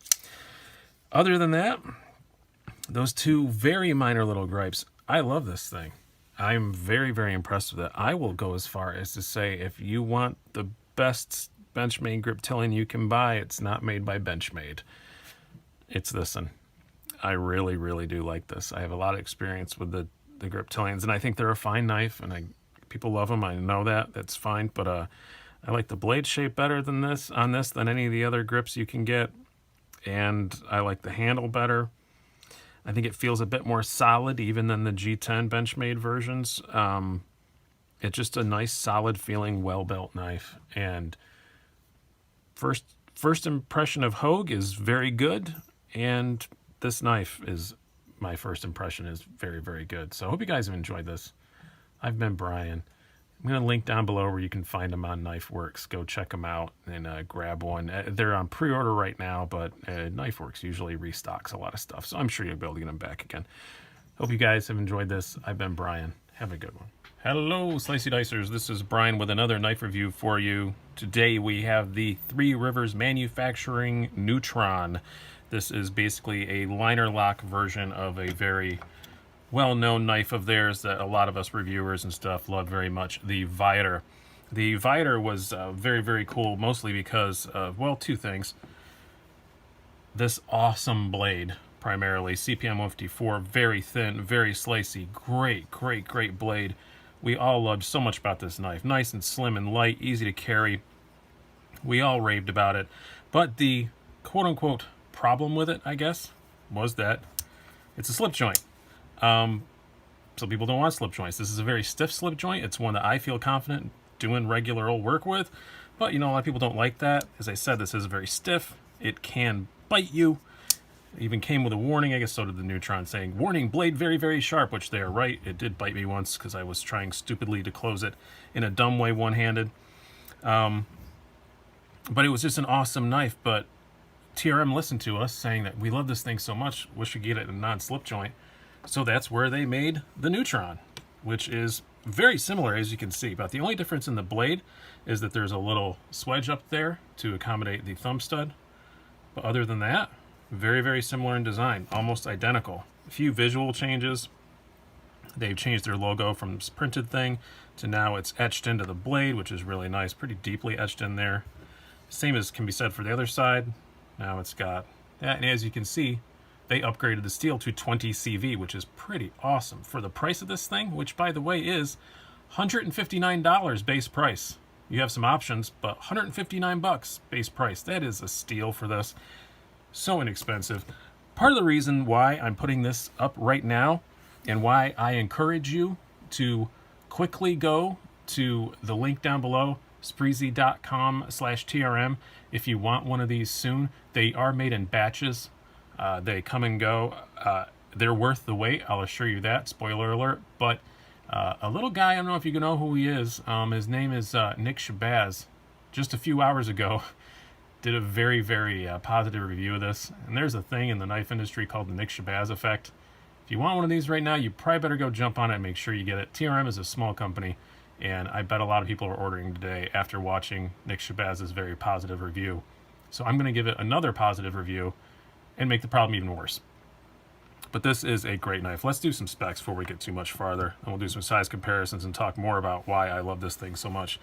We have an overall length of 7.1 inches, blade length of 3.0 inches, handle thickness of 0.35, blade thickness of 0.09, weight of 2.3 ounces. So very slim, light knife for sure. Let's do a few size comparisons. On my usual pairings now. Your Spyderco Para 3, pretty similar in overall length to that. Much smaller than a PM2. Now let's look at some other stuff more close to its size. We have the Spyderco Native 5 Lightweight and the Wii Rectifier. Pretty similar to those. And lastly, here's one more kind of in that 3-inch range. Actually, we'll do two more since I have them out here. You have your Steel Wheel Mini Cut Jack and Benchmade 940. This is a regular knife that I use for comparisons a lot.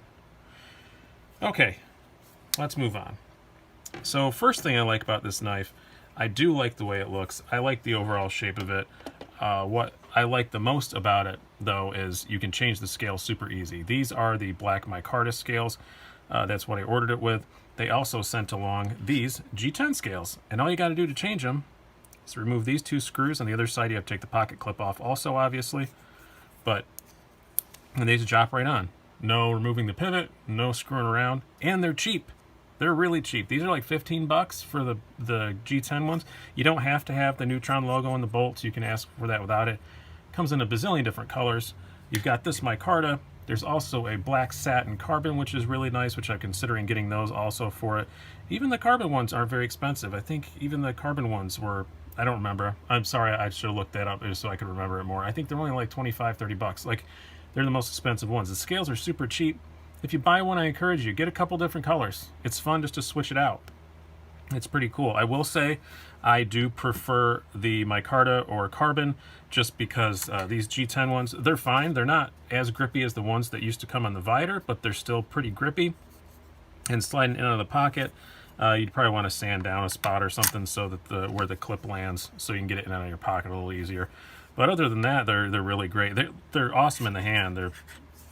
They are very grippy for that, but they're just a bit not horrible, not like Emerson bad, but they are just a little bit grippy. All right, some of the quality of this thing, it's been great. Everything is really nicely done. As I've said about the Vider, and I think I said in the unboxing of this, it just feels like a custom. I don't know, it just has that custom feel, and they are made in very small batches by a very small company, so that totally makes sense. Handmade in America, in Massachusetts, and they're just really, really beautifully made. I really do like the way that they're done. I did have one small little quality problem with this, but it's cleared itself up, and I kind of thought it would as soon as I got it, so I didn't really worry about it. Initially, the first week I had it, the lockup was a little early, not alarmingly so, but a little bit early. But as you can see, it's broken in very well, and now it's fine. I thought there was probably just a burr on the end of the lock bar or something, and that's what it was. So after a week or so of flipping it, it's been perfectly fine ever since. No lock stick, no nothing. It's been great. I just other than that, quality-wise, it's been great. They did change their pocket clip now. On the Viders, you couldn't get a pocket clip that would match the bolt pattern. Now this is the same as like a Benchmade clip. I did put the clip off from, I don't have it in front of me, a Benchmade Bugout on it, which works really well. Maybe carries almost too deep, but if you want a deep carry clip, that's a good option. But any Benchmade deep carry clip will work really, really well on it. I put the stock one back on for the purpose of the review, and as we'll get to in the carry thing, it's perfectly fine. All right, talk about the blade. As I said, again, that is the best part of these TRM knives. They can make a freaking blade. And isn't that the most important part of a knife, really? It really is. The Vider blade was great. This is great. I have the Atlas, their new smaller slip joint on the way. I'm excited to see that. I'm sure that's going to have a great blade too. They really know what they're doing. They are hand sharpened by RJ Martin, which is fantastic. Very thin, very slicey. About 24 thousandths behind the edge, which isn't crazy thin, but the blade stock is so thin. This thing just slices like mad. This and the Vider are the two best slicing knives that I own. They're probably pretty much tied. This has a little bit better steel, so it's going to hold an edge longer. But as far as slicing through cardboard, stuff like that, kind of light to medium duty stuff, I mean, this is a very thin blade. You're not going to want to go out and do anything really crazy with it. It's not going to be a good tactical knife or something. It is a thin blade stock. But for that kind of light to medium duty, it's fantastic. It's just so sharp, so slicey, so well done. I really do like it. There's nothing to complain about with the blade. This and the Vider have two of the best blades that I've ever owned as far as just actually cutting things, which is what a knife is for, so that's really nice. Ergonomically, it's pretty good. I'm not objecting to it at all. Everything's nicely rounded and all that stuff. My hands fit fine. I will say that when I did the comparison between the Wii Rectifier, that's the only one I have laying here, and Spyderco Sage, I did say those both had a little bit better ergonomics, and I kind of stand by that. This fits comfortably in the hand fine. You get a full 4-finger grip and all that stuff, but it is a very, very thin handle. And for my really long fingers, there is a point where this is almost too thin. Not quite. Like I said, it's fine. It's not objectionable. I carry this thing all the time, and I love using excuse me. I love using it, but it's just it's verging on too thin. Other than that, ergonomically, it's really good. Deployment also great, and no wrist flick at all on that. Runs on bronze bushings, but it still flicks out super easy. They have the detent just perfect on it. Really, really good. I'm very happy with that. It doesn't need to have bearings at all. And if it had bearings, it would make it wider, which would mess up our next category, the carry. This thing is, I can't believe it hasn't gone through the wash yet, because I just forget it's in my pocket. It's so thin, so light. This pocket clip is not, obviously there's a little bit sticking out, but barely any. And as I said, you can put a Benchmade deep carry on it if you want to, but it almost doesn't really need it. I took that my Benchmade clip off of this to do the comparison, and I've never felt the need to put it back on. And I think I recorded that like a week ago, and I've carried this 2 or 3 times since, and I'm fine with the stock one. I think the stock one's probably going to stay on. But it's not particularly tall in the pocket or anything either. You're looking at 1.25 inches. So everything slides right by. All this is nice and smooth. It's great. So overall, I love it. If I have a few little complaints, it's due to the nature of these removable scales, so I wouldn't change it, but it is, it's not hard to take apart, but there's more screws once you take these off, and there's 3 Phillips head screws inside here. You got to take those out, and then take the pivot out, and then you can get it apart. That's a minor little thing. As I said, handle is bordering on too thin, but that's not going to be a problem for most people. I think I do have exceptionally long fingers, so that's probably just a me thing. Nobody else has complained about that I've seen. So other than those 2 tiny little complaints, this is an awesome EDC knife. Really, really good. Some people do get annoyed that they're a bit hard to get. I understand that. But as I said, go on, like right now, I'm recording this at 5 p.m. on the 25th of August, 2018. I'm going to hit refresh to make sure I'm not lying to you. Yep, it's still up there. So go get on that right now if you want to. What happens is you pay $12.50, you get on the waiting list, and then when your knife is ready, they send you a PayPal invoice for the rest of it, and you choose what scale colors you want and all that stuff, and then you get your knife pretty shortly thereafter. So it is hard to get, but it's freaking worth it. And this is a small company doing really cool things, and that's worth supporting and worth making some effort to get your hands on, in my opinion. So hope you guys have enjoyed this. I've been Brian. If you want one, go get one. Have a good one. Hello, Slicey Dicers. This is Brian with another knife review for you. Today we have the Hinderer XM18. This is in the 3-inch Gen 6 slicer variant. There are many, many variants of XM18. It is an icon that's been around for a very long time. I'm going to do something a little different here. This is going to be kind of a shortish review because there's a lot of reviews of this out there. And then at the end, I'm going to address something you hear a lot about ZT Hinderers versus real Hinderers. So, and I have a bit of experience with that now, having owned both. So we'll talk about that a little bit. And I got a lot to say about that, actually. But first of all, let's talk about this knife. As I said, this is the 3-inch variant. Also comes in a 3.5. And then the XM24 is basically the same knife, but even bigger. Very, very cool little knife. I have been very impressed with it. The quality on it is fantastic, and it should be. It's $425. It should be. All made in the USA, 20 CV steel, titanium frame lock. You've got a titanium liner with G10 over on this side. This isn't a special one by any means. You can get them in a bazillion different versions. This is kind of just the plainest one you can get with the black and the stonewash blade. And, you know, that's how I wanted it. That's how I ordered it. It does come with the tri-way pivot. That's what makes it a Gen 6. From Gen 5 on, they finally put a stainless steel insert in the liner lock, or in the frame lock, I'm sorry. But the tri-way pivot's the big party piece for this. It comes with bearings. That's what's in it now. And then also, and that's what it comes installed with, but also you get the option to install phosphor bronze or Teflon washers. I've tried all 3. I infinitely prefer the bearings. As you'll see in a moment, the action on this is insanely good. What makes me laugh, though, is so for a long time, Hinderers came with Teflon, and they were a lot of money, and people complained. And Hinderer said, no, they're fine, and they kind of refused to change them. Now they did. Now you get your bearings, but I just feel like at some point in a meeting, Rick Hinderer said, I'll give them their bearings, but they're still getting the Teflon, damn it. It's still going to be in the box. That probably didn't happen, but I just imagine that. It's like, I'll give them what they want, but they're still going to get the right way too. But whatever the result was, the action on this now is amazing. This, I said, this is going to be a quick review, so we'll do things a bit out of order. I'll do the action first. Detent is a little strong. Not bad at all, though. That's kind of the way that it's better than Hinderers used to. Some of them I know used to have weak detents, and now this is a little strong. It's not bad, but snaps right out, rockets out every time, and it is so smooth. For a 3-inch blade, it's hard to get a 3-inch blade to fall really well, and this just drops like a dream. It's very, very, very smooth. I will say on the deployment, I do think that the jimping goes back a bit too far. Your finger does land on it. I don't really see the point in that much.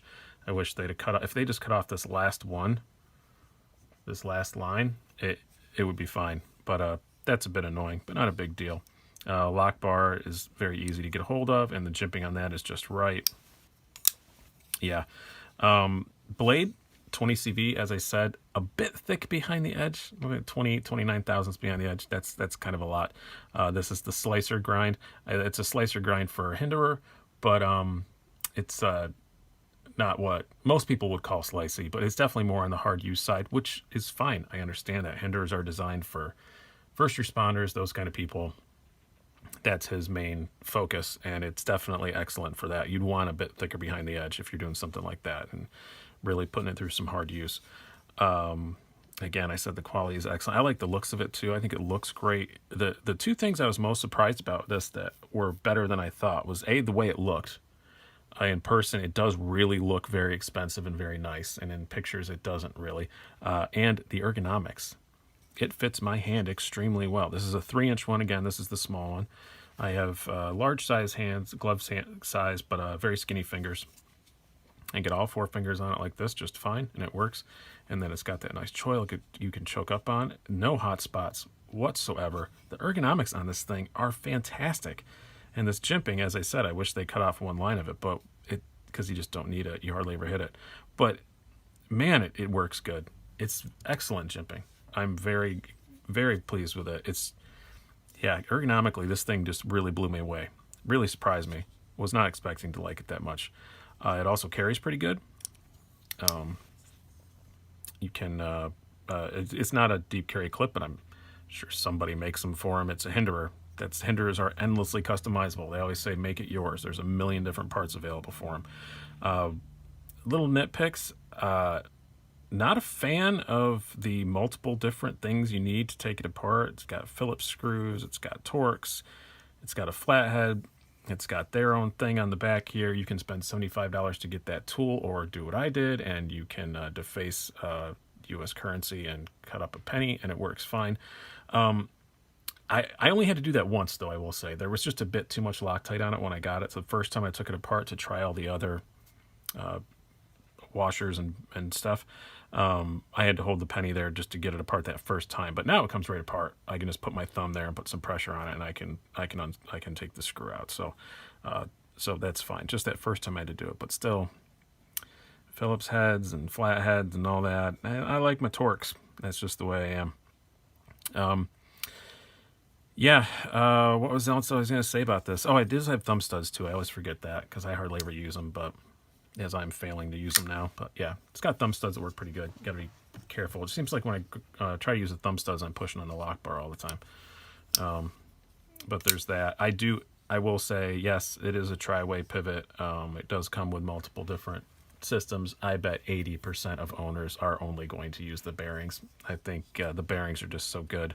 That's why I'm not really even touching on the Teflon or the phosphor bronze. That's what you'd expect. The phosphor bronze is okay. I didn't really care for the Teflon action at all. But yeah. So what else I wanted to talk about was, so this is the 3-inch. I'm not keeping this knife. It is actually already sold, and it is going out in a box tomorrow to its proud new owner. Why? Primarily, I messed up. I love the knife. It's great. But let's do some size. I have other 3-inchers. I'm going to do some other size comparisons. Here's some other, like, this is one I do carry a fair bit. You have your Berg Blades Wolf Pup. which is kind of in the same vein as this. It's kind of a heavier duty, smaller folder. But this is a rarity. I carry this just because there's something I like about the action, or I keep it just because it's something I like about the action. But the kind of knives that I normally carry in that 3-inch range are stuff like this. Like the Master Drop Gent, or, the Spyderco Sage 5. That's the kind of stuff that I really carry in a 3-inch. I don't need a heavy-duty 3-inch. The reason why I got the 3-inch is because I own a zero-tolerance hinderer that's a 3.5. I have the 0393, which is loosely based on their Eclipse model. And I thought, well, I've got a 3.5 sort of hinderer. I want to try a 3. I should have got 3.5. If I got the 3.5, I probably just would have kept it and been happy. But this brings us to, well, these are 2 are here. The other topic I want to talk about is a lot of people say, less now than they used to, but it used to be a very common phrase to hear that zero tolerance makes better hinderers than hinderer does, because Brick Hinderer works very closely with zero tolerance. They've made several. Even Kershaw has. This is a very poor example, but I've got this little Kershaw Ember. That's a hinderer design. The Cryo was in Kershaw also, but ZT has made a whole lot of hinderer designs, and people always said they were better. I think that's less so now that you have the bearings and stuff in it, because I think that's what the main thing was, is people like the ZT hinderers had bearings, and they were smooth and they were fun to play with. Where when the hinderers were on Teflon, they weren't as much fun to play with, let's be honest. But now they are. So do I still think that's true, that ZT makes a better hinderer than a hinderer? No, I don't. I don't think I do. The price difference is extreme. Between these two, it's $185, but between if this was a full size 3.5-inch XM18, ZT just released the 0562 Ti 3.5-inch, which is basically ZT's version of the 3.5-inch XM18, and the difference is $145, $425 versus $280. Now, I sold this with the intention of getting another hinderer 3.5 XM18. I couldn't really find the one online, exactly the one that I wanted, and I didn't want to make the mistake again of getting one that I wasn't quite sure about. So my 0562 Ti arrives on Friday. It may be the day before. It may have arrived here yesterday by the time I put this video up. So yeah, I did buy another ZT hinderer instead of buying a real one, but it wasn't because I think it's better. I couldn't find the real one that I wanted. I'm going to keep my eye out for it, and I'm sure I'll find it someday, but I want something very specific this time. If I'm going to have $425 on a knife, I really want it to be very specific, exactly what I want. But for $280, yeah, I'll take a swing, and we'll see. I've never held an 0562 before ever, so we'll see if I like it or not. But yeah, I don't think you can say unequivocally that ZT makes better hinderers than hinderer anymore. I think there was a time when you could say that, but I don't think you can anymore. These new tri-way pivot ones are great. They're really, really nice. $425, a lot of money, but very nice. I will say, last nitpick, yeah, put them in a real box. For God's sake, man. But that's it. I hope you guys have enjoyed this. I've enjoyed this knife. I'll be sad to see it go, but I'll be happy to see its eventual full replacement. The 0562 Ti, I think it's just a hold me over, but we'll see. Hope you guys have enjoyed this. I've been Brian. Have a good one. Hello, Slicey Dicers. Today we have another battle to the death for you between the Benchmade Griptilian, the base 551 version, versus the Benchmade Bugout. These are knives that are similar in a lot of ways and not so similar in others. But the reason why I'm comparing these two is this is pretty much Benchmade's bestseller right now, the Griptilian, in one form or another. Not necessarily this one, but this is the least expensive one, $102. So this is usually the bestseller, versus what is becoming their bestseller. I know I spoke to someone who will remain off the record at Benchmade, saying they sell a ton of Bugouts, and it's quickly creeping up on Griptilian numbers, even though the Griptilian is an EDC classic. We'll talk about this one first, since I already started. Comes in a million different steels. It comes in, this is the full-size version. I could have easily done this also with the mini grip. The mini grip is kind of between these two sizes, I guess or it's a little small, or I guess, I'm sorry. The Bugout is between the two sizes of Griptilians. So I just chose the full size because that's what I have here. The mini one doesn't quite fit my hands right, so that's why I use this one. But yeah, they sell a million different versions, different scale versions. There's G10, there's so many different steels, there's dealer exclusives. It's available in the custom shop. It's never going to go away. Even if the Bugout does start out selling it eventually, it ain't going nowhere. But it's still going to be a very high seller for a really long time. But the Bugout is definitely creeping in on the territory. This is the standard version of the Bugout. And it's the one I like best, the blue G10 with a satin blade. You can also get it in a gray blade and olive green. You can get it in serrated edge, partially serrated edge, which you can also get for the Griptilian too. So far, just the one steel, the S30V. But I know they've got more coming for this. I'm expecting next year to see a couple, 3 different versions of this. So yeah, I've heard rumor mills of some that I really want to see. So I'm really hoping they give this the G10 20 CV treatment they did the Griptilian. I don't know if that's happening or not, but I would like to see that personally. But other than that, they are a little bit different. Griptilian is meant to be more of a kind of, especially in this full-size version, an EDC. I'm not going to call it quite a hard use knife, but close to it. Where the Bugout is designed to be as thin and as lightweight as possible, and still have Benchmade's trademark, well, not trademark anymore, I guess. Signature, I guess we'll call it, Axis lock. You've seen this lock popping up on some other knives now because their patent expired. They still have a trademark on the Axis lock name, but you're going to see it on some more stuff. And I think that's a good thing because it's a great lock, and I like seeing it on some other stuff. So let's do some stats before we get too much farther here. We will start out with the Griptilian. You have an overall length, again, this is the full-size 551 version, of just a hair over 8 inches, blade length of 3.45 inches, blade thickness of 0.12 inches, handle thickness of 0.64 inches, and a weight of 3.82 ounces. And on this $102 version, you're getting 154 cm steel and the Grivery fancy plastic handles. Next up, let's do the Bugout. Page 2. A little bit shorter. You have a length of about 7 3/4 inches. Blade length, again, about a 1/4 inch shorter at 3.24 inches. You have a blade thickness of much thinner at 0.09 inches. Handle thickness, infinitely thinner at 0.42. And the weight also dramatically less at just 1.8 ounces. So this is a super light little knife. Again, mostly comparing these just because of sales numbers, but also in my use, I've had both. The Griptilian is a fairly new addition, but they are two that I'm just like, oh, don't I want to carry this one or this one? So we're going to analyze that. How is this going to work?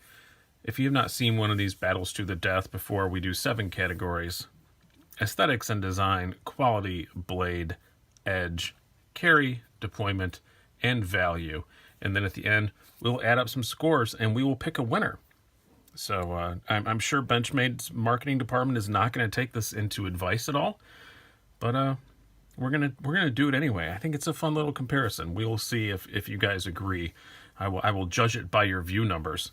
So first of all, aesthetics and design. I've never been in love with the Griptilian look. I like it comes in a different version with a arachnid-esque hole deployment and a sheep's foot blade. I like the look of that one a little bit better, but still, just overall, I don't know. It's never blown me away. I do like the look of the Bugout a little bit better, especially when it's open. But when it's closed, when they're closed, I like the look of the Griptilian better because it's got this kind of cold steel-esque in the back of the blade. That's the technical term for it, is the So yeah, that doesn't light my fire exactly. But I will say this category is aesthetic and design, and I will say I think that the Griptilian is slightly better designed handle-wise for all day, every day kind of stuff. And it's a bit more robust. This has, the Griptilian has liners, or more liner. Yeah, it has liners more than the Bugout basically just has just enough, and I'm probably not going to be able to pick that up on camera, but the liners stop about here, right at that screw. Just enough to hold the axis lock, and that's about it. And people complain because, yes, you can squeeze it and flex it, but I can attest, I use this knife a whole lot. It don't matter in day-to-day use. It does not matter one tiny little bit, but people freak out about it, so I'm going to bring it up where nobody freaks out about that on the Griptilian. Quality-wise, going to go the opposite way on this and say the Bugout. It's kind of odd because they're both the same materials. This is Grivery. This is Grivery. This has a better blade steel, but that's not the whole reason why. It's just for some reason, I don't know, the Bugout just, even though it has even less metal in it than the Griptilian does, I don't know. People complain about the squeezy plastic thing, but quality-wise, this just feels a bit nicer. And I'm not really, I think it's just more of a texture thing than anything else. They're from the same factory. They have the same parts mostly, other than the steel. But I'm going to give a very slight edge quality-wise to the Bugout. I don't know. The Bugout is a little bit more expensive, by the way. I don't think I mentioned the price in the end. It's $114. So, yeah, it just feels just that slight little bit nicer in a way that I can't quite qualify. It's got the nice blued out thumb studs. I don't know. I was not at all impressed with the feel of the Griptilian in this base version. The G10 ones are really freaking nice, but they're a lot more money. Where this is, it just doesn't feel that nice. All right. So next up, the blade. The blade, I gotta go. I mean, your 154 cm S30V, 154 cm is perfectly fine. This isn't a steel choice. This is just a blade shape choice more than anything. I do like S30V better than 154 cm, but I just like the blade shape on this better too. It's more of a higher flat grind. It's thinner blade stock. It's slicier. This is the kind of blade that I use in my daily EDC stuff. This is a bit more of a robust blade for sure. I mean, if you look at those tips, you can see that the tip on the Griptilian is much more robust, but that's not something that's a huge priority for me. So I have to go Bugout all the way, but I could see if you went the other way. But for me, absolutely, the Bugout blade is the one that I prefer the most. Both have pretty good sharpening choils. Yeah, but I gotta go Bugout all the way on that one. Next up, ergonomics. The Griptilian is called the Griptilian, so you would expect it to have pretty good ergonomics, and it does. It's pretty darn good. It's pretty comfortable in the hand. It's very grippy, hence the name. And it's definitely emphasized on that grip. I'm not going to call it like the most comfortable knife I've ever put in my hand, but it definitely accomplishes its mission statement. The G10 ones are a bit more comfortable in the hand. It's got jimping for days and super, super, super comfy. It's got to go to this. It has to be the winner for the Griptilian. Not that the Bugout is bad. There's nothing really wrong with it. It does have a little bit of jimping back up here. I would kind of like it if the Bugout, just the size that it is, I would really like it a lot if it had just a little bit of jimping up here.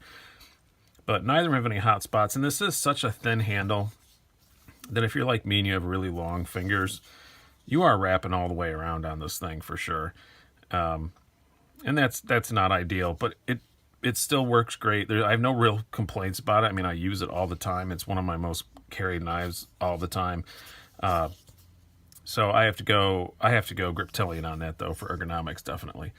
Now, carry wise, this wasn't much of a contest. I mean, 1.8 ounces and a what did I say, 0.42 inch versus over 0.6 inches and nigh on 4 ounces.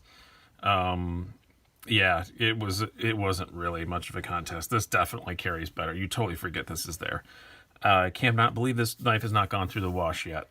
But my wife's gotten very diligent about making sure there aren't knives in my pockets before she does the laundry. I think that's the only reason why it hasn't.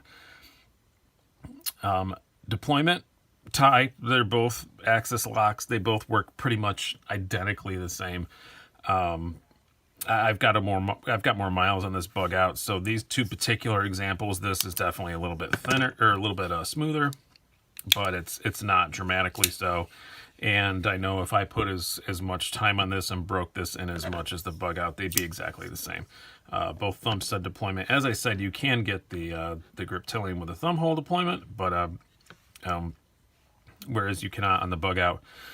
But yeah, they're almost identical deployment wise. Value wise, they both have the same great Benchmade warranty, which is amazing. The 154 cm steel versus the S30V it's not a dramatic difference. The one I would prefer the 20 CV myself, or the S30V myself, but the 154 cm isn't horrid. You're getting a bit more robust knife with this. I'm just going to call it a tie value wise. 102 versus 114, 115, something like that for the Bugout. Yeah, I just gotta call it a tie. I wanted to call it for the Bugout, but I can't really find a reason to be honest with you. So where does that put our scores? I'm gonna do some recalculating because I talked myself out of one of these as we went along. So we are going to call it is a 3-2 with some ties. So 3-2 win for the Bugout. Not a dramatic win for the Bugout, but I can see in the future this being Benchmade's best-selling model. It's definitely, I know when they first came out, they sold out immediately. It took a really long time to get them back in stock, and everybody was jumping on them. They came out with that new version in the olive drab and the gray. That sold out quick. I've heard rumor, as I said, there's more coming. I would love to see some more versions of this. As I said, I'd love to see this in G10 with a 20 CV. I prefer, 175, 150, 175, whatever they charge for it. I would love to see that. So I prefer the Bugout to the Griptilian all day long myself, but I can see again, these aren't exactly in the same category. I'm just comparing the two because they are really good selling Benchmates, so that's why I'm comparing them. But yeah, they're in a bit different of a class. This is more of an EDC everyday, working kind of knife, where they market this as kind of a camping whatever knife. But to me, it's just a lightweight EDC. But hope you guys have enjoyed this and found it somewhat informative if you are debating between these two, because I think some people will be. I really do. So I think if you're a working man, you might prefer the Grip. If you are a camper or somebody who doesn't need something as heavy duty and you just want something light and easy to carry and equally as fun to play with and has, in my opinion, a better blade, go for the Bugout. Hope you guys have enjoyed this. I've been Brian. Have a good one. Hello, Slicey Dicers. Today we're going to review this kitten. It's a tuxedo black model. I have to say, as a cutting tool, it is brutally efficient. As you can see, is demonstrating on my couch. Lots of very multiple blades attached to this animal, and yeah, it can deploy them without a moment's warning. I have to say, safety-wise, not much good design put into this cat. Yeah, it's a bit crazy. Ergonomically, it's okay, but it's kind of squirmy. And And you know, I have to say, something about the finish on this particular model attracts a lot of dirt. I don't know what there is about that. Lots of little stuff all over it all the time. Yep. Overall, I'm not sure if this one's going to stay in the permanent collection or not. Probably because my wife and daughter love it, and they'd kill me. But yeah, out. This is the tuxedo black model called Piper. Yeah, so if you see cuts on my hands, probably not from knives, probably from this this dangerous little kitten. And this one is Piper. She is very fat. She's in her usual spot on my daughter's bed. Fuzzy blanket, little tuxedo we rescued. My daughter found her hiding in their grill at her mother's house. And now she's ours. She's okay, I guess, but she's a nasty little thing sometimes. You gonna be nice to me today? She's only nice when she's upstairs, and preferably in my daughter's bed. The rest of the time, she runs away. Oh, you're being a nice girl today. You're not gonna show the people how mean you are? Huh? You're not gonna show the people who made me look like a liar? That's okay, I guess. Yeah, so this is Piper, otherwise most commonly known as the fat one. You are very fat. You are a very fat cat. And this is Jinx, my sweet, sweet boy. He's my favorite cat. Making his biscuits, as we call it. He does this every single night before he goes to bed. This is his favorite blanket. He sleeps with me every night. He's a good boy. Except for when he knocks things over or scratches furniture.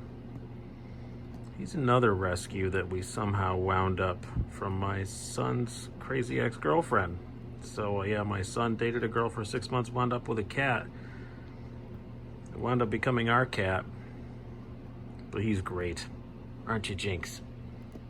Give me that pretty face. Yeah. He's a good boy. He's my good boy. Yeah, love this cat a whole lot. We actually got him right shortly before my dog passed away, and he definitely helped me through some rough times. He's a very good, loving boy, but he loves that blanket more than me. I'm pretty sure. But yeah, Jinx, he came with the name. I don't like the name. I was gonna name him Gary, but I was vetoed. Now it's time for bath number 7 of the day. Right, there's my good boy. Go sleep. See you in the morning. I'll see you when I come to bed shortly. Bye-bye, buddy. All right, so that's that. Told you there'd be kitties, and there were. Yeah, I do like my cats. I do have a dog too, but she's getting kind of old and cranky. She's not very cooperative for her videos, so I wanted to have all 3, but that didn't work out. But she's a good little girl. She's just old and sick and doesn't want to be filmed. So I hope you guys enjoyed that. I very much enjoyed talking to you guys. I assume I'm recording this in the past, but I'm just assuming that past me had a good time, because I always have a good time sitting around chatting with you guys. So that's that. Thank you guys so much again. I will see you tomorrow night at 8 p.m. Eastern time for one of our standard live shows. Lots of cool stuff to show you. So please come and hang out then. And I'll see you tomorrow night. And thank you guys so much for all your support over the last, nearly 3 years. I very much appreciate it. Still going for that goal for 15,000 by my birthday on April 28th. So I'm never going to stop talking about that. So yeah, like, subscribe, all that stuff. I've been Brian. Have a good one.